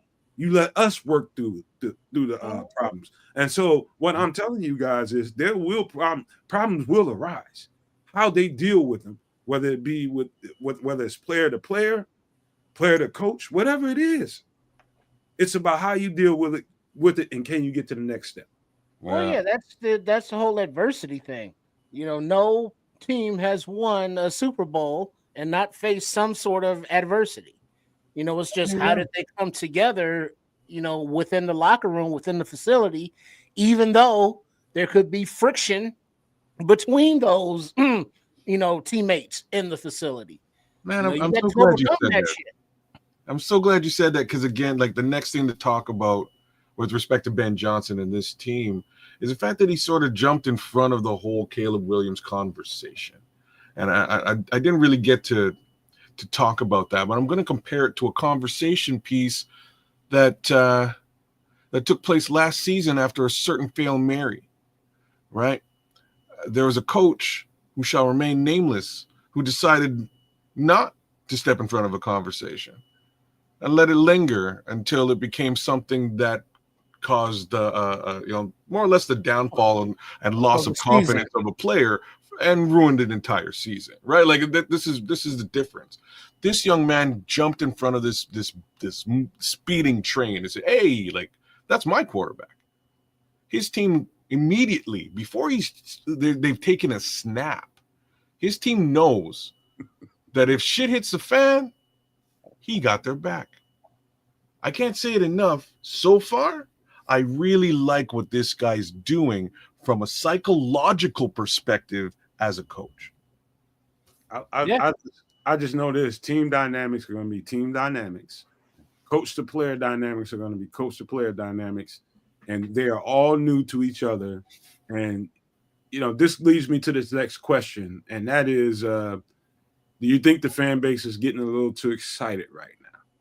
Well, I mean, come on. The expectations, all right, we got our generational, quote unquote, franchise quarterback, but he hasn't been developed. Wait a minute. We went out and got the hot coaching name in Ben Johnson, points per game. We get all these offensive weapons.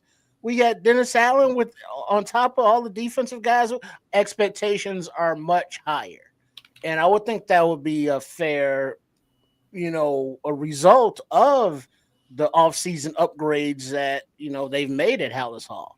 And so expecting 8 to 10 wins, should not be out of the, realm of possibilities, just because of the talent amassed. Now, when you bring in, the points of being a new offense, being a new defense, everybody learning the brand new thing all at the same time. So it's not like, year 3 when you're bringing in 1 or 2 new players to a system that players already know. Now we're at the baby nascent steps of both sides of the ball learning these systems. And so there will be growing pains. There will be mistakes. Guys will be out of place or miss a block or miss a tackle or miss an assignment. And that's to be expected, but those expectations are not lowered because of the quality of the talent of the coaches, of the coaching staff, of the players. That is like, all right, we still got to overcome that shit. No excuses. Yeah. I'm just going to say, like, to wrap it all up here, like, he can't afford to lose. And when I say he can't, I'm talking about Ben Johnson. Right? That's not his mentality. His mentality is not, let's take it easy and we'll get there sooner or later. Nope. I have a feeling this guy's trying to come out gangbusters. He wants to win. He wants to show the NFL that he's a dude, y'all. And I want him to do exactly that. I have nothing, you know what I mean? I want him to come out here and make his impression felt on the NFC North. That's what I want. And I think that's what he wants to. I know this, man. And the only people that win on paper are accountants and people like that pencil whip the shit out of you, pen whip the shit out of you, and make, sound financial decisions based on numbers and aggregates of numbers. Those are the people that win on paper. I know one thing. All of this stuff looks really good on paper. And I do think this. I think the trajectory is pointing definitely way up right now, because you almost have to, and I'm saying this given the fact that I know that Caleb Williams has an uphill battle to fight with this new offense, new footwork, new cadence, new everything, verbiage, everything. All of that stuff is an uphill climb for this young football player. I say all that to say this. What excites me about it all is I know that the people in charge are talented MFers. And I'm talking about from Caleb Williams spread on out. Everything across from him, everything behind him, everything on the sideline speaking to him. Everybody in the booth I think there's talent all over the place, offensively, defensively. I think if, with the schedule that we have coming up in front of us with this new season, it's going to be tough. But I do think structurally we are in a great situation so that when that young kid does get over that hump and he does start taking a grasp of it, if he takes to it well, I think the trajectory is very, very high. I do believe that in my heart, but it just needs to happen. That's why I said, accountants win on paper, not football teams. You got to put this shit on the grass, and you got to make it happen. That's all it is. You're damn straight, man. And that's the way that it goes. I hope the kid takes to that hard coaching, because I think he needs it. I think it's going to go a very long way. All right. How about this, man? This is one thing. We didn't mention this, but this is something else, and this is the last thing before we get up out of here, and that is safeties, man. I'll just give you guys my take on safety. I think that they felt like safety is a situation where they needed to get some depth at. I saw that on the field, throughout the season. Kids saw it too. We just struggled when Jaquan Brisker went down. We had some decent replacement, but I don't know that it's all the way adequate. I don't know that they gave everybody that should have had an opportunity. There's guys on that sideline that I thought might have probably deserved a chance to get on the field. This is no poo-pooing Jonathan Owens or anybody like that, but I think there are some guys that probably should have gotten an opportunity that I do believe that, between, Nick McLeod, you talking about Sean Wade, the guys they brought in and UDFAs, I think they significantly improved at safety. I think they did. It's just about getting those guys reps, breathing some confidence into them, and letting them have an opportunity to show what they can do in the event that Jaquan Brisker is not available. So I think that's what they're setting up for. Well, just real quick, looking at the roster, and I put it together recently. This is why I know, but they have Nick McLeod listed as a cornerback, as well as Cook. The only safeties that are listed as safety on the roster right now are Brisker, Byard, Owens, Hicks, Tavarius Moore, Tysheem Johnson, who was a UDFA, as well as Major Burns.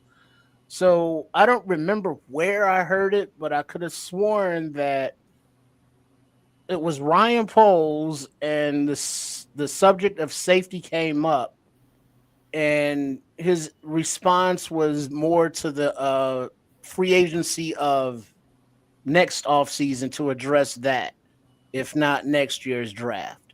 So it sounded like they were just ready to run it back with what they have in the room now. Brisker, who's in a contract year, I heard no talk about that with his injury history. Byard, he's 31, 32 years old. So Owens is cool as a sub. Hicks is a young developing kid, but we don't know how much of a ceiling. And Moore, is coming back after, special teams guys. So it's like, yeah. And then Burns and Johnson, UDFA. So safety is a room that I would think is a concern, not as much as running back, but not this season. Next season, we got nobody under contract. So it's total overhaul. So here's my take on the safety. Yeah, Jaquan went down and things were a little bit in question last season. I love Kevin Byard. I think Kevin Byard played his ass off last year, and I think he'll do the same this year. Even if he's a little bit longer in the tooth than Triple R might particularly like, but you know what I mean. I thought he played fantastic football, and I think he'll continue to do so, very high level. I think that the safety position got exposed last year because they couldn't stop the run. That's really my thoughts on this, right? If the box safety goes and he's supposed to be in there plugging holes and making tackles, and Jaquan Brisker disappears, and for the most part they can't stop a running back at the first and or second level, and he's headed up to the safety, safety's getting exposed. And I think that's really what went down. If they can prevent the run, if they can stop the run at the first and second level, I don't think we're in as volatile a situation with the safety as everyone might believe. I think Jaquan plays. I think Jaquan's requirement for being a box general might be a little bit lesser. I would like some depth in that position. We have a little bit. The question is who sticks around, who makes the 53 versus the 90. I don't know. But every time I hear the name Major Burns, I think of, did he make the kick? Nah, Chris blew it. You know what? Well, question, kids. Why you bring up Brisker?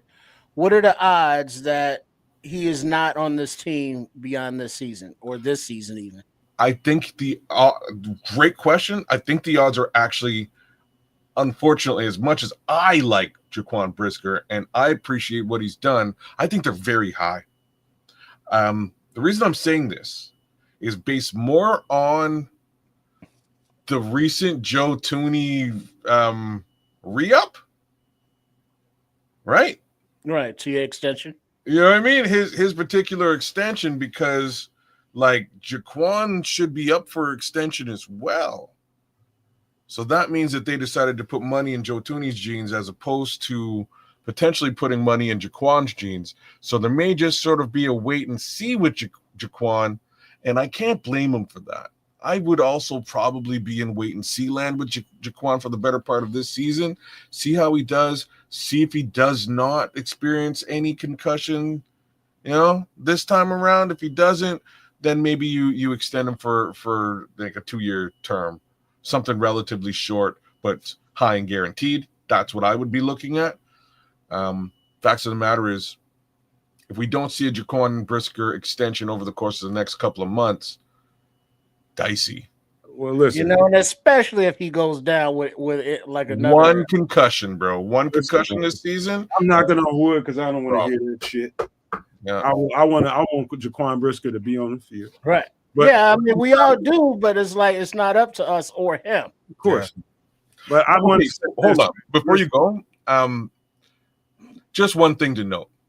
I don't know if that whole thing was real last year. What I'm saying? You know what? That we had that conversation. We have had that conversation. I don't know. I don't know if that was really the situation. It might be something to that, but yeah.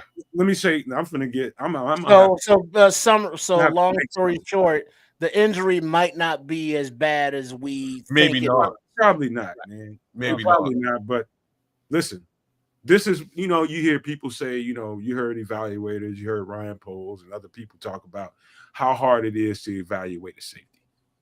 I'm going to give you guys, I can't believe we haven't had any donations to the channel in about a couple of weeks now. That is sad because I see you guys giving donations. Some of you same guys giving donations to people who got corporate sponsorship and shit, who don't need the money.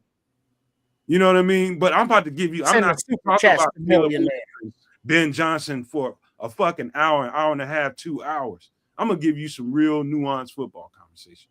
The difference in a safety in a Matt Eberflus's defense versus a safety in a Dennis Allen defense. Zone concepts, route concepts, man-to-man, who can win one-on-one. How bad do you get beat when you're a safety guarding a slot receiver one-on-one? When they're in 7-on-7s and 11-on-11s, when they're not even tackling, they're going to see some things on that field. Dennis Allen is going to see that, hey, man-to-man, I like him in zone because I like his instincts in zone. He seems to feel the route combinations. What I mean by route combinations, let's just say if they're running a layered route concept, that means if the tight end, let's just say there's 2 tight ends on one side of the ball, and let's say they're on the right side, and the tight ends are going on a route combination. Both of them are running kind of flood outs. So that's kind of a long out route, but it's kind of rounded off. So they're all going to the sideline, just out routes, but just long. Both of them, but one behind the other. So this tight end is going on this long out route, and this other tight end is going right on top of him to give the safety a problem. Who reacts to that better?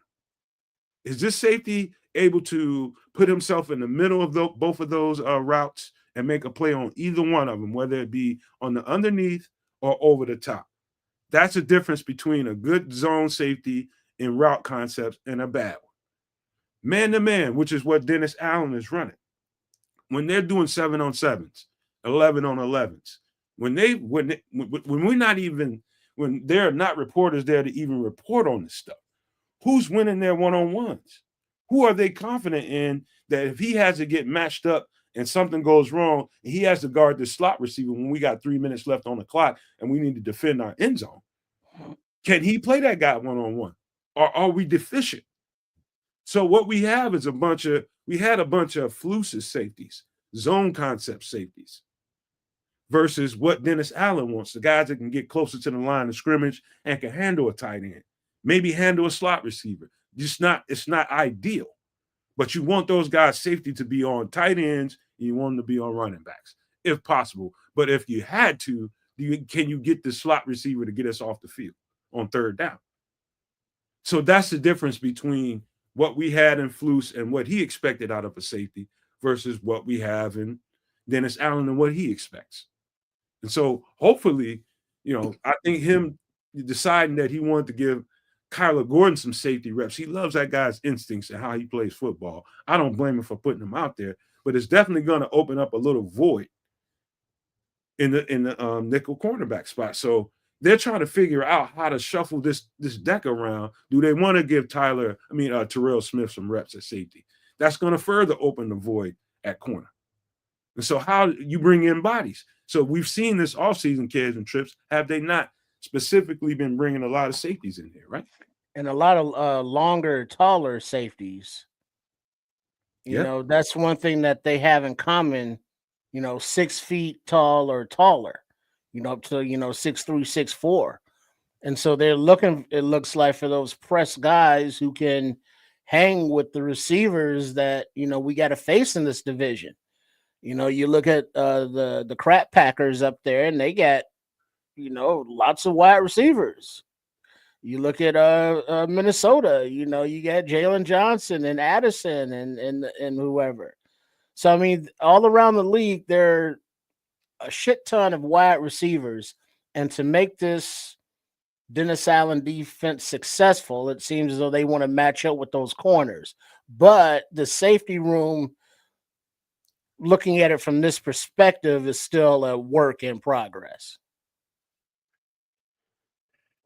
That's what we're dealing with, folks. We're dealing with, they see that the change of schematics in the 4-3 defense going more to a man coverage concept versus having Flus's people here running most of those zone concepts. They see some people that were on that roster that they think can fit in man concepts, and they see guys that don't. And what they're doing is trying to backfill the problem. It's going to be some guys that fall off the wayside, bro. Oh, it's definitely going to be some guys who aren't, like UDFAs or, late round picks that are going to fall off. You look at, actual picks like, your Zach Pickens or, your Terrell Smith or even Stevenson or who knows, that don't fit because they weren't drafted for this coaching regime, these schematics, these schemes. So it's not that they're bad. It's just, well, maybe not Pickens. We're not sure yet. But it's just that they don't fit no more. And so we got to have guys that fit. And that might be a commit as well. A good safety will get you off the field on third down and whatever distance is. A good safety will get a team backed up on first down because they covered up if somebody wanted a deeper shot or if they wanted something lower and the safety was able to identify it and get up in that void. And that helps the pass rush get home. All that stuff, it all plays on a string. A safety can help your pass rush. Two really good safeties, the pass rush is going to be awesome if there's two really good safeties. I mean, like, what are those kids that got out there with the Ravens? They already had Hamilton. Then they drafted, was that Starks? Malachi Starks. Yeah. So the safety room here, you got, all right, Brisker, he's good. All right, Byard, he's good. Been good for a long time. And Hicks, I think those two. Jonathan, don't call him Mr. Biles Owens. Those two guys are better than you think, Trips. Well, I mean, even if so, it's the safety room as a whole for a Dennis Allen defense is lackluster. I disagree with that comment. No? Yeah, I disagree. I think it's again. I have all the faith in the world in Kevin Byard. I think he's a spectacular safety. Well, for how long? This is the question. I think he's good for another at least another. I'm going to say another 2 years, right? Under the same pretenses, we should probably really be looking at next year's draft to draft a safety. Let's be honest. It's good that Hayes is beating you across the head instead of me.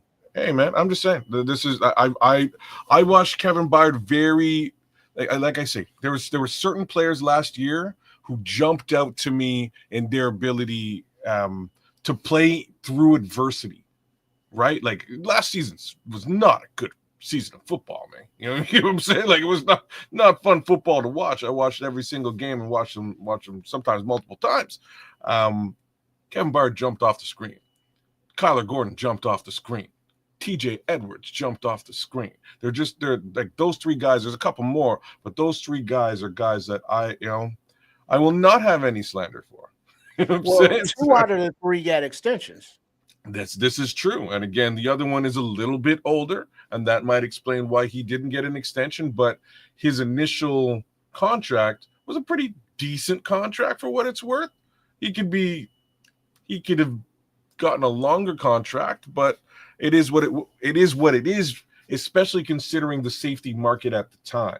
So he's out there. There's a few. That's the thing, though. This is 2025 in the safety room. Brisker's out of contract. Byers out of contract.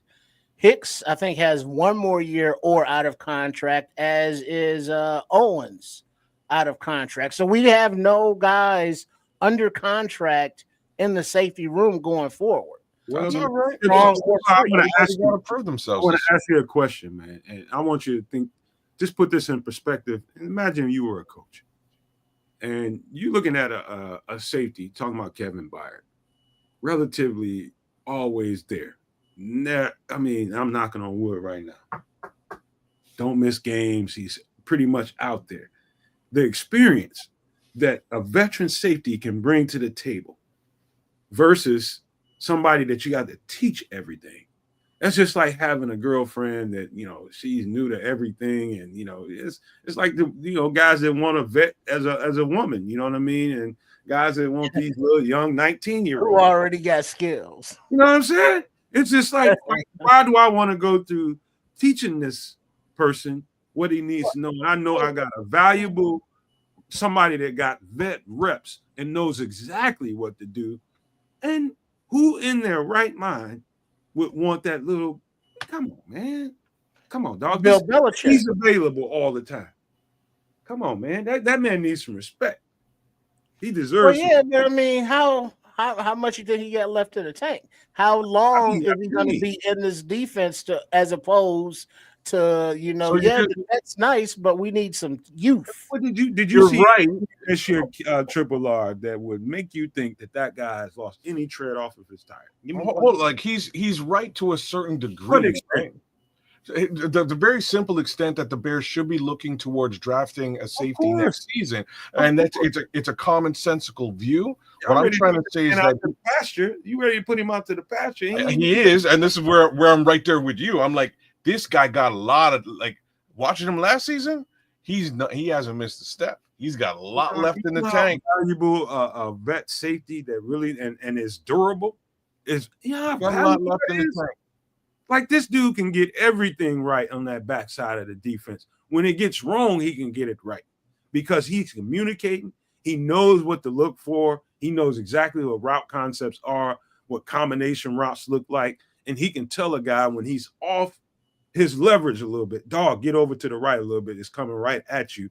Get on the inside of this. That's what the vet safety can bring to the table. This guy is valuable beyond measure. I agree. I'm telling you. Kevin Byard is a dog, bona fide. I agree. And you would hope to have him, if you do draft a safety, next April, you would hope to have him for at least another year.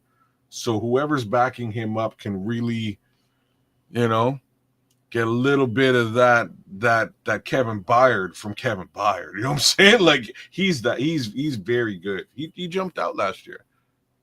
Man, I'm telling y'all, man, that dude right there, that's probably the move of the offseason. I know that was the move of the offseason that got me. I was just like, you know what? With that guy out there, it can't get too wrong. Because I know that. Well, thinking of it, if we're looking to the future, what safeties will be free agents this season? And then you look at those guys and then right now. Say again? There's actually a couple of just since we're having this conversation, I'm going to look. And then you also look to the draft, so you bring Byard back for a season, you sign a free agent, and then you draft a guy, and you hope one of the guys this season going forward develops. Now you got your four again. Yeah, we definitely need to go into the well and get the right safety. So when the day comes that Kevin Byard says, you know what, man, I'm whatever it is, but I know this. That guy is, how much he's got in his catalog and his mind when he's going out on the field, when they're setting up the defense and whatever coverage they're calling. You know how much that guy has in his catalog, and he can recall and just know he's seen it all 10 times, 20 times, 30 times over. Everything. There's nothing new in the world when it comes to Kevin Byard in football. Not at safety. You put him at slot cornerback, this is a different situation. I'm talking about at safety. This dude, I think I'm just saying, man, I can go on and on for the rest of the night talking about how good Kevin Byard is, because it's just little things that he does nuance-wise that you have to have played enough football to understand. This guy is invaluable, man. I'm telling y'all. That guy as a starter on this team means to me that this defense, whether it be in the run game or in pass, defending the pass, we ain't going to be nowhere near as bad as we were last year. Not with this front that's going to be able to come after these cats. Defensively, I have no concerns. None. What do you see over there, kids? Yeah, I see Julian Blackman, 26 years old. The market value is in and around what Kevin Byard is making now. Like, it's very, very similar numbers. He gets a couple of interceptions a year, tackles like you wouldn't believe. 62 to 65 solo tackles in 2023 and 2024. Total tackles, including assisted, 86, 88 those last 2 years. 3 and 4 interceptions those last 2 years. Like, this is a guy you can spend a couple of bucks on. And where is he from? Blackman, where is he playing now? He was playing in Indianapolis. He is a free agent as we speak.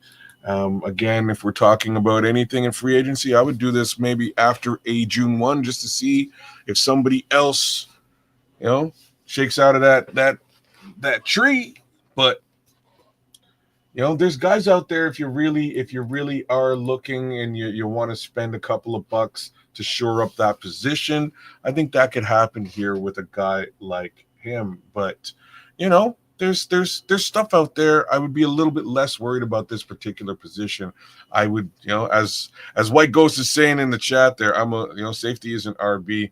I know he's saying that with respect to, age. I think there's a lot to be said for a veteran safety calling, directing traffic. I think there's a lot to be said about that. I still might be looking at a running back here as opposed to a safety if I'm spending money. You got, I'm telling y'all, man, that guy, I'm just going to leave it there, man, because I want to talk about, I should open up a Kevin Byard. Kevin Byard is one of the best safeties I've seen since Troy Polamalu. Really. I think he is next level good for all the things that don't happen around him. You know what I mean? It's like the plays that don't happen around him don't get, the respect it deserves. Like, things that don't happen because this safety is good enough and the quarterback sees that this safety is good enough and he doesn't throw the damn ball. Like, I'm not throwing that ball because I think he's setting me up. That guy's got the reps to be able to do that and make a play on the ball. He's still got the athleticism to break. He can do it, man. He's got the range, man. There's nothing about Kevin Byard that I don't like. Not a one single thing. He's one of the best safeties I've seen in a long, long time. And I'm just glad he's on the Chicago Bears. I agree. Oh, yeah. I'm not discounting him. I'm just saying he's old. And it's like we got him and the crafty vet and all, but we got to start planning on a life without Mr. Byard. I feel sorry, boy. You end up in an old folks home, you're gonna get rolled up, Triple R. You putting that bad energy, man. Some big woman gonna put them big heavy meatloaf arms on you, and she gonna be ill. What are you doing? Girl, bring those cankles over here. This is not extra sauce. Man, he gonna. I know, man. We gonna stop that right now because Triple R about to go there. Well, we got to get out of here, man. We got to give out some pleasantries. We've been here more than pushing 3.5 hours now, man. You can be smothered by large boobies. Just saying, because of the gelatinous nature. Lord, that if it covers your breathing passages, it's like your nostrils and your mouth. That's how you breathe. And if you got like some big boobies all up in there, and they're fat and it kind of rolls over a few layers, there's no air getting in there. Be careful. Canuck, there, please guys. give out some pleasantry so we can get this man up out of here. He needed a nap with his old I'm Be- just age. saying. Be careful out there, guys. You don't want to get smothered to death. That being said, big shout out to all y'all. We'll start it out with Coach Glenn Clemons. Thanks for coming through, sir. You did a fantastic job. Held it down with us for almost 2 hours solid. I got to give you a big shout out, and again, a massive invite to you to come and hang out with me at some point this season to do some Superflex fantasy football, chop it up from a Giants perspective. That being said, one more time, thank you very much. Thank you to all the Supernomaniacs as well as Brandon J. Bias for jumping in and getting himself a membership and becoming the newest Supernomaniac. Big shout out to you. Shout out to my co-hosts here, Triple R, Sports Chicago Style. Give him big love, big like, big share. See him over at that channel over on his website as well, and check out the cool content that he's putting together. Big shout out to my guy Nomad to my left, doing the darn thing, switching it up on us left, right, and center. I'm not sure what you're doing. My bad. My bad. Do what you want to do. It's your show. Go stop you. This is not my show. This is No Matter Tonight. This is your show, but I'm on your show. It's all good.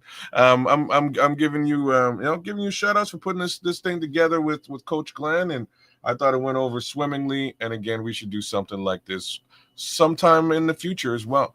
But all that being said, I'm gonna give some love to those who give us love, and I'll also give myself a little bit of love because I'm Kedza Canuck, and by all means, hey, he did some new things. Hey, get the baby. It is a baby. I'm not. Get those numbers. Give little baby kid some love over at Yeah, kids. I'm much cuter child than this, but that's okay. He's cute too. I like him. He's a cute guy. Look at little Kedza Canuck. Look at him, little guy. We gotta Shout out to kids, man. got toys and stuff. Anyhow, give Ked some love here over at the YouTube channel. He appreciates it. And you know what? Actually, there was a whole bunch of folks on the channel tonight. Aunt Moss is over there. Shout out to you. The good minister Charles Johnson was over there. King Booker gave me a little bit of love too. No love for Don Burr except for tonight. Thanks for helping out on the channel. White Ghost was over there too. Shout out to you, sir. The melon smasher was smashing melons like crazy over there. It was wild and nuts. But big ups to Joe Vizzo as well. Shout out Joe. Joe had about enough of Melon Smasher tonight and had to bail out. But it's okay, man. Everybody's entitled to their own opinion. You do your darn thing. Scrolls, shout outs to you. Young kids in the building. Playing with toys and stuff. Rocking it. King Booker World was over at Kids of Canuck too. Mad respect to all you guys for giving me a little bit of extra sauce tonight, a little bit of likes and shares and subscribes and all that stuff. I appreciate it all. Damn, it was kind of cool to see you guys over there doing the darn thing, being a part of the chat. Really cool. Illinois Jones is out there. Big shout out to you just jumping in. Mr. Mayhem was with us tonight. G-Man was also over at Kids of Canuck too, man. Shout out to G-Man. Thank you for doing it. It's Crimson with the Wrench, doing it large over here. Thank you, sir, for coming through and be a part of the conversation. Dr. Earl jumped in. Big ups to you, sir. Thank you for always supporting the channel. We appreciate it when you come through. It's always welcome. Levante Rogers, he's a Supernomaniac. You should be a Supernomaniac as well. AC Adam was out there. So was Rex Smith. Shout out to both of y'all. Who else am I missing out here? It's Christopher Edgerton.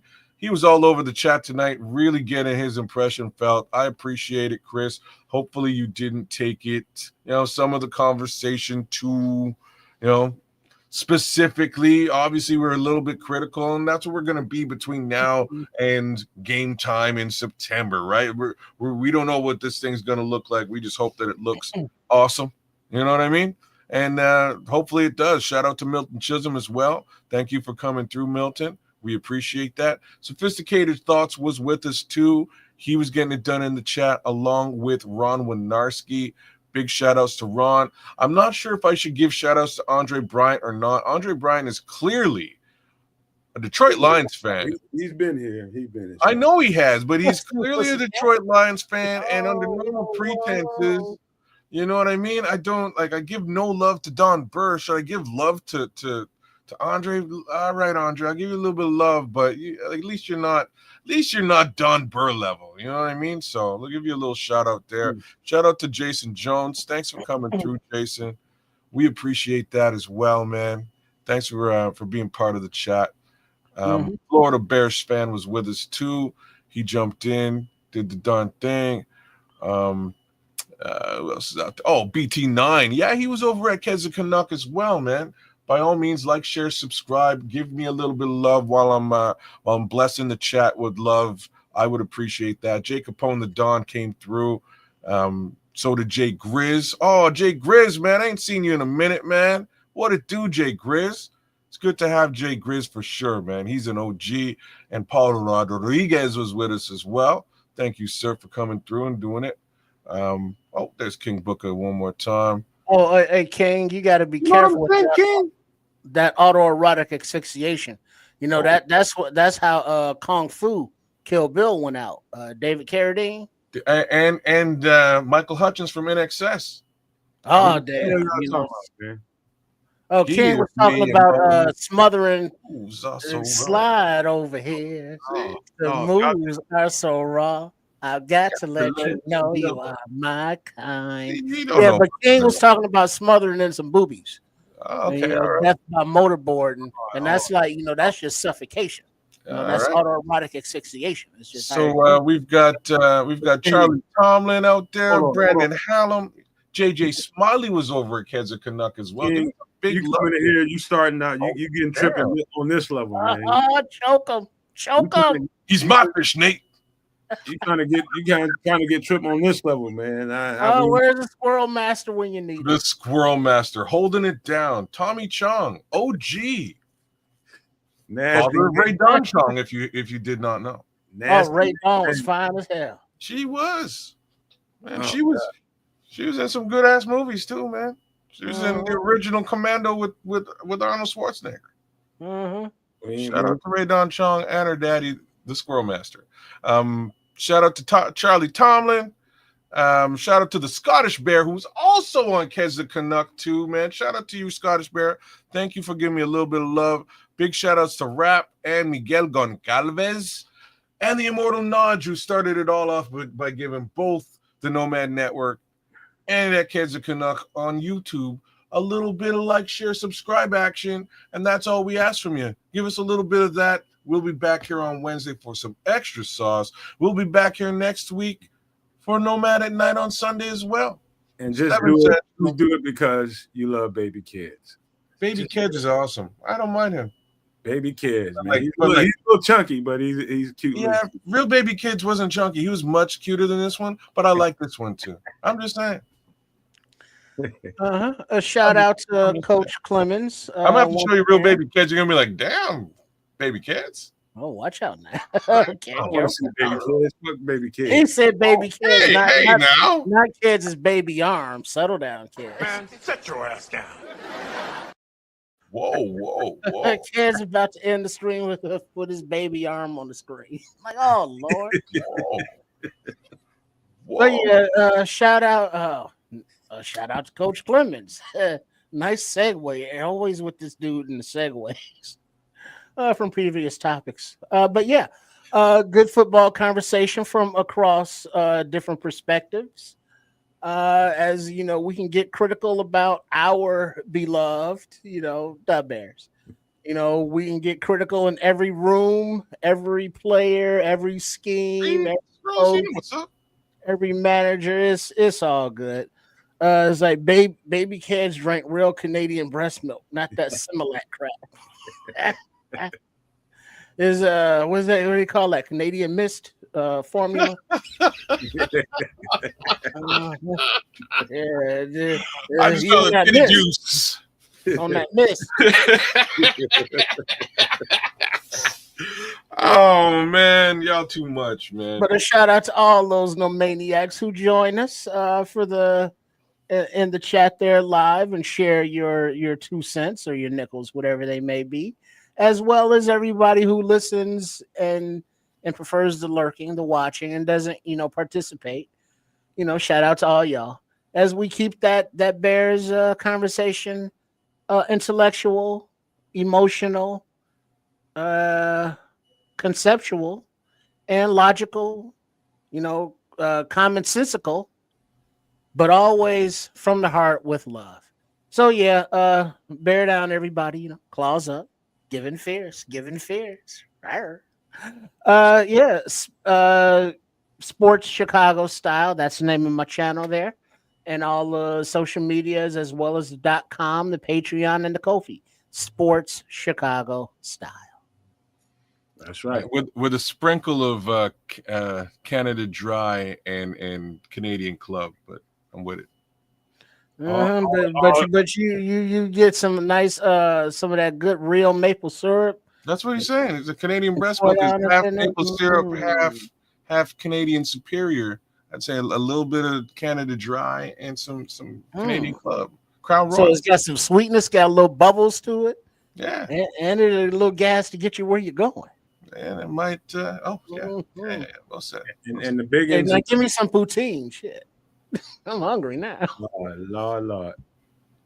And some Canadian bacon and some poutine. God damn it! I wouldn't turn that down. You are a little bit late for poutine though. If I'm coming back from the bar, all bets are off. You done, Triple R? Oh yeah, go ahead. Man, sit your ass down. Yeah.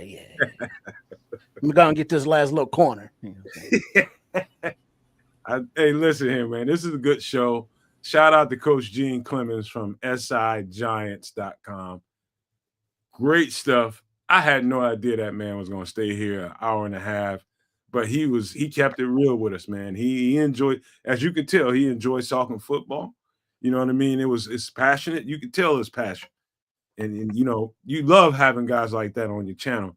What I would say, and I said this on the show, while we were talking, never mind, the fact that he's from a different demographic and different fan base than us.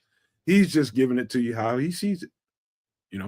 It's up to him to come over here and be authentic as he can be. That's him. So I ain't take none of it personal. I just took it in stride. And, that's how he saw the team and what we did, so that's the way it wasn't all bad. He gave Caleb Williams high praise, high props. And so one day we'll have him on here again, I hope. And hopefully he'll come on and do Kez a super flex, do some fantasy stuff. And hopefully we can branch that out into some other stuff. But, that's, hopefully we can get together and flower each other's pots and do all that kind of stuff like we should do. And that's important because I just got through, putting my garden in at least 3/4 of it. My girlfriend wanted that much garden. She didn't want the whole garden. That's when I cut it out.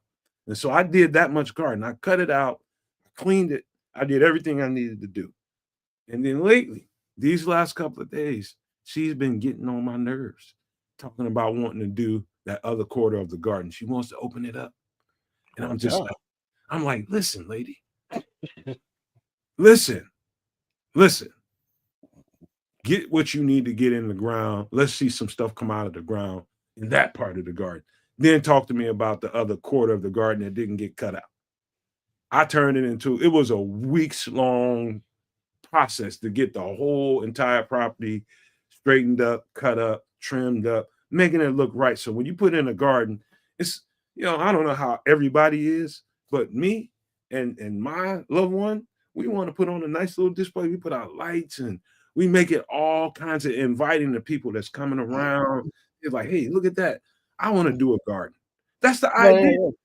Well, you see, that's where I'm not OCD, but I'm OCD enough to know that I'm not doing this in 75% of the garden and leaving the other 25%.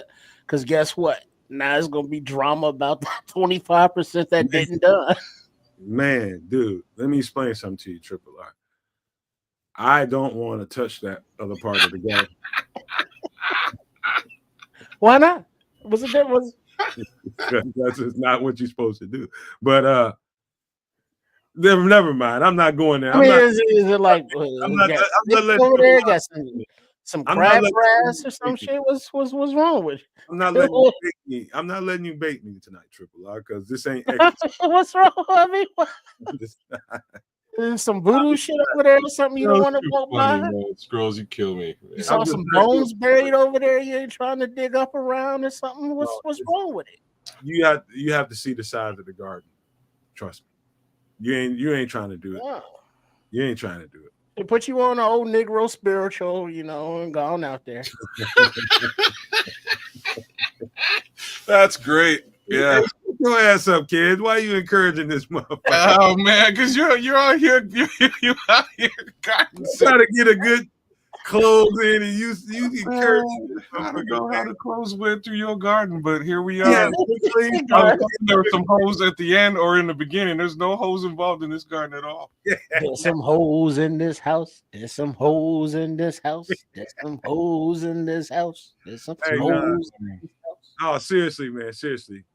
I would encourage, and I do this all the time every year. And I know this is probably the second year in a row y'all heard me say this, but I encourage everybody, if you have property, if you have space on your property, even if it's only a certain amount of space, if it's a small amount, a very small amount of space, it's worth it to go out there and plant. Nothing in this world happens on its own. You have to get involved in the process. You want to eat healthy. You want to be healthy. Put some effort into it. Go out there and grow. Go out there and encourage people to go through that process. It is blood, sweat, and tears. I ain't gonna lie to you. To put out a garden the size that we have, it hurts.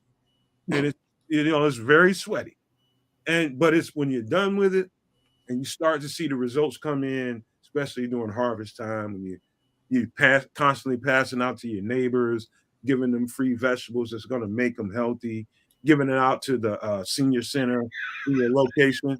You feel a whole lot better about everything. So I would just encourage you all, if you have not, considered gardening or just that whole aspect, if you've never done it before, just go put something in the ground and just see what it looks like. And I'll guarantee it's going to spark you to want to do a little bit more. And I encourage you guys to do that. But that's what we got for tonight, man. We had a great show. I want to thank Triple R for coming. Scrolls over there trying to put his dick in the dirt. All right, we got to get out of here. We're gonna leave that there. Scrolls, keep your Johnson in your pants, and that'd be the best thing you can do. But I gotta leave you guys with these famous words: if you can think it and you can see it, there's no reason in the world why you cannot absolutely manifest it. When I say do not, when I say do not, I'm going to repeat, do not be a prisoner of your own mind. But with that being said, we are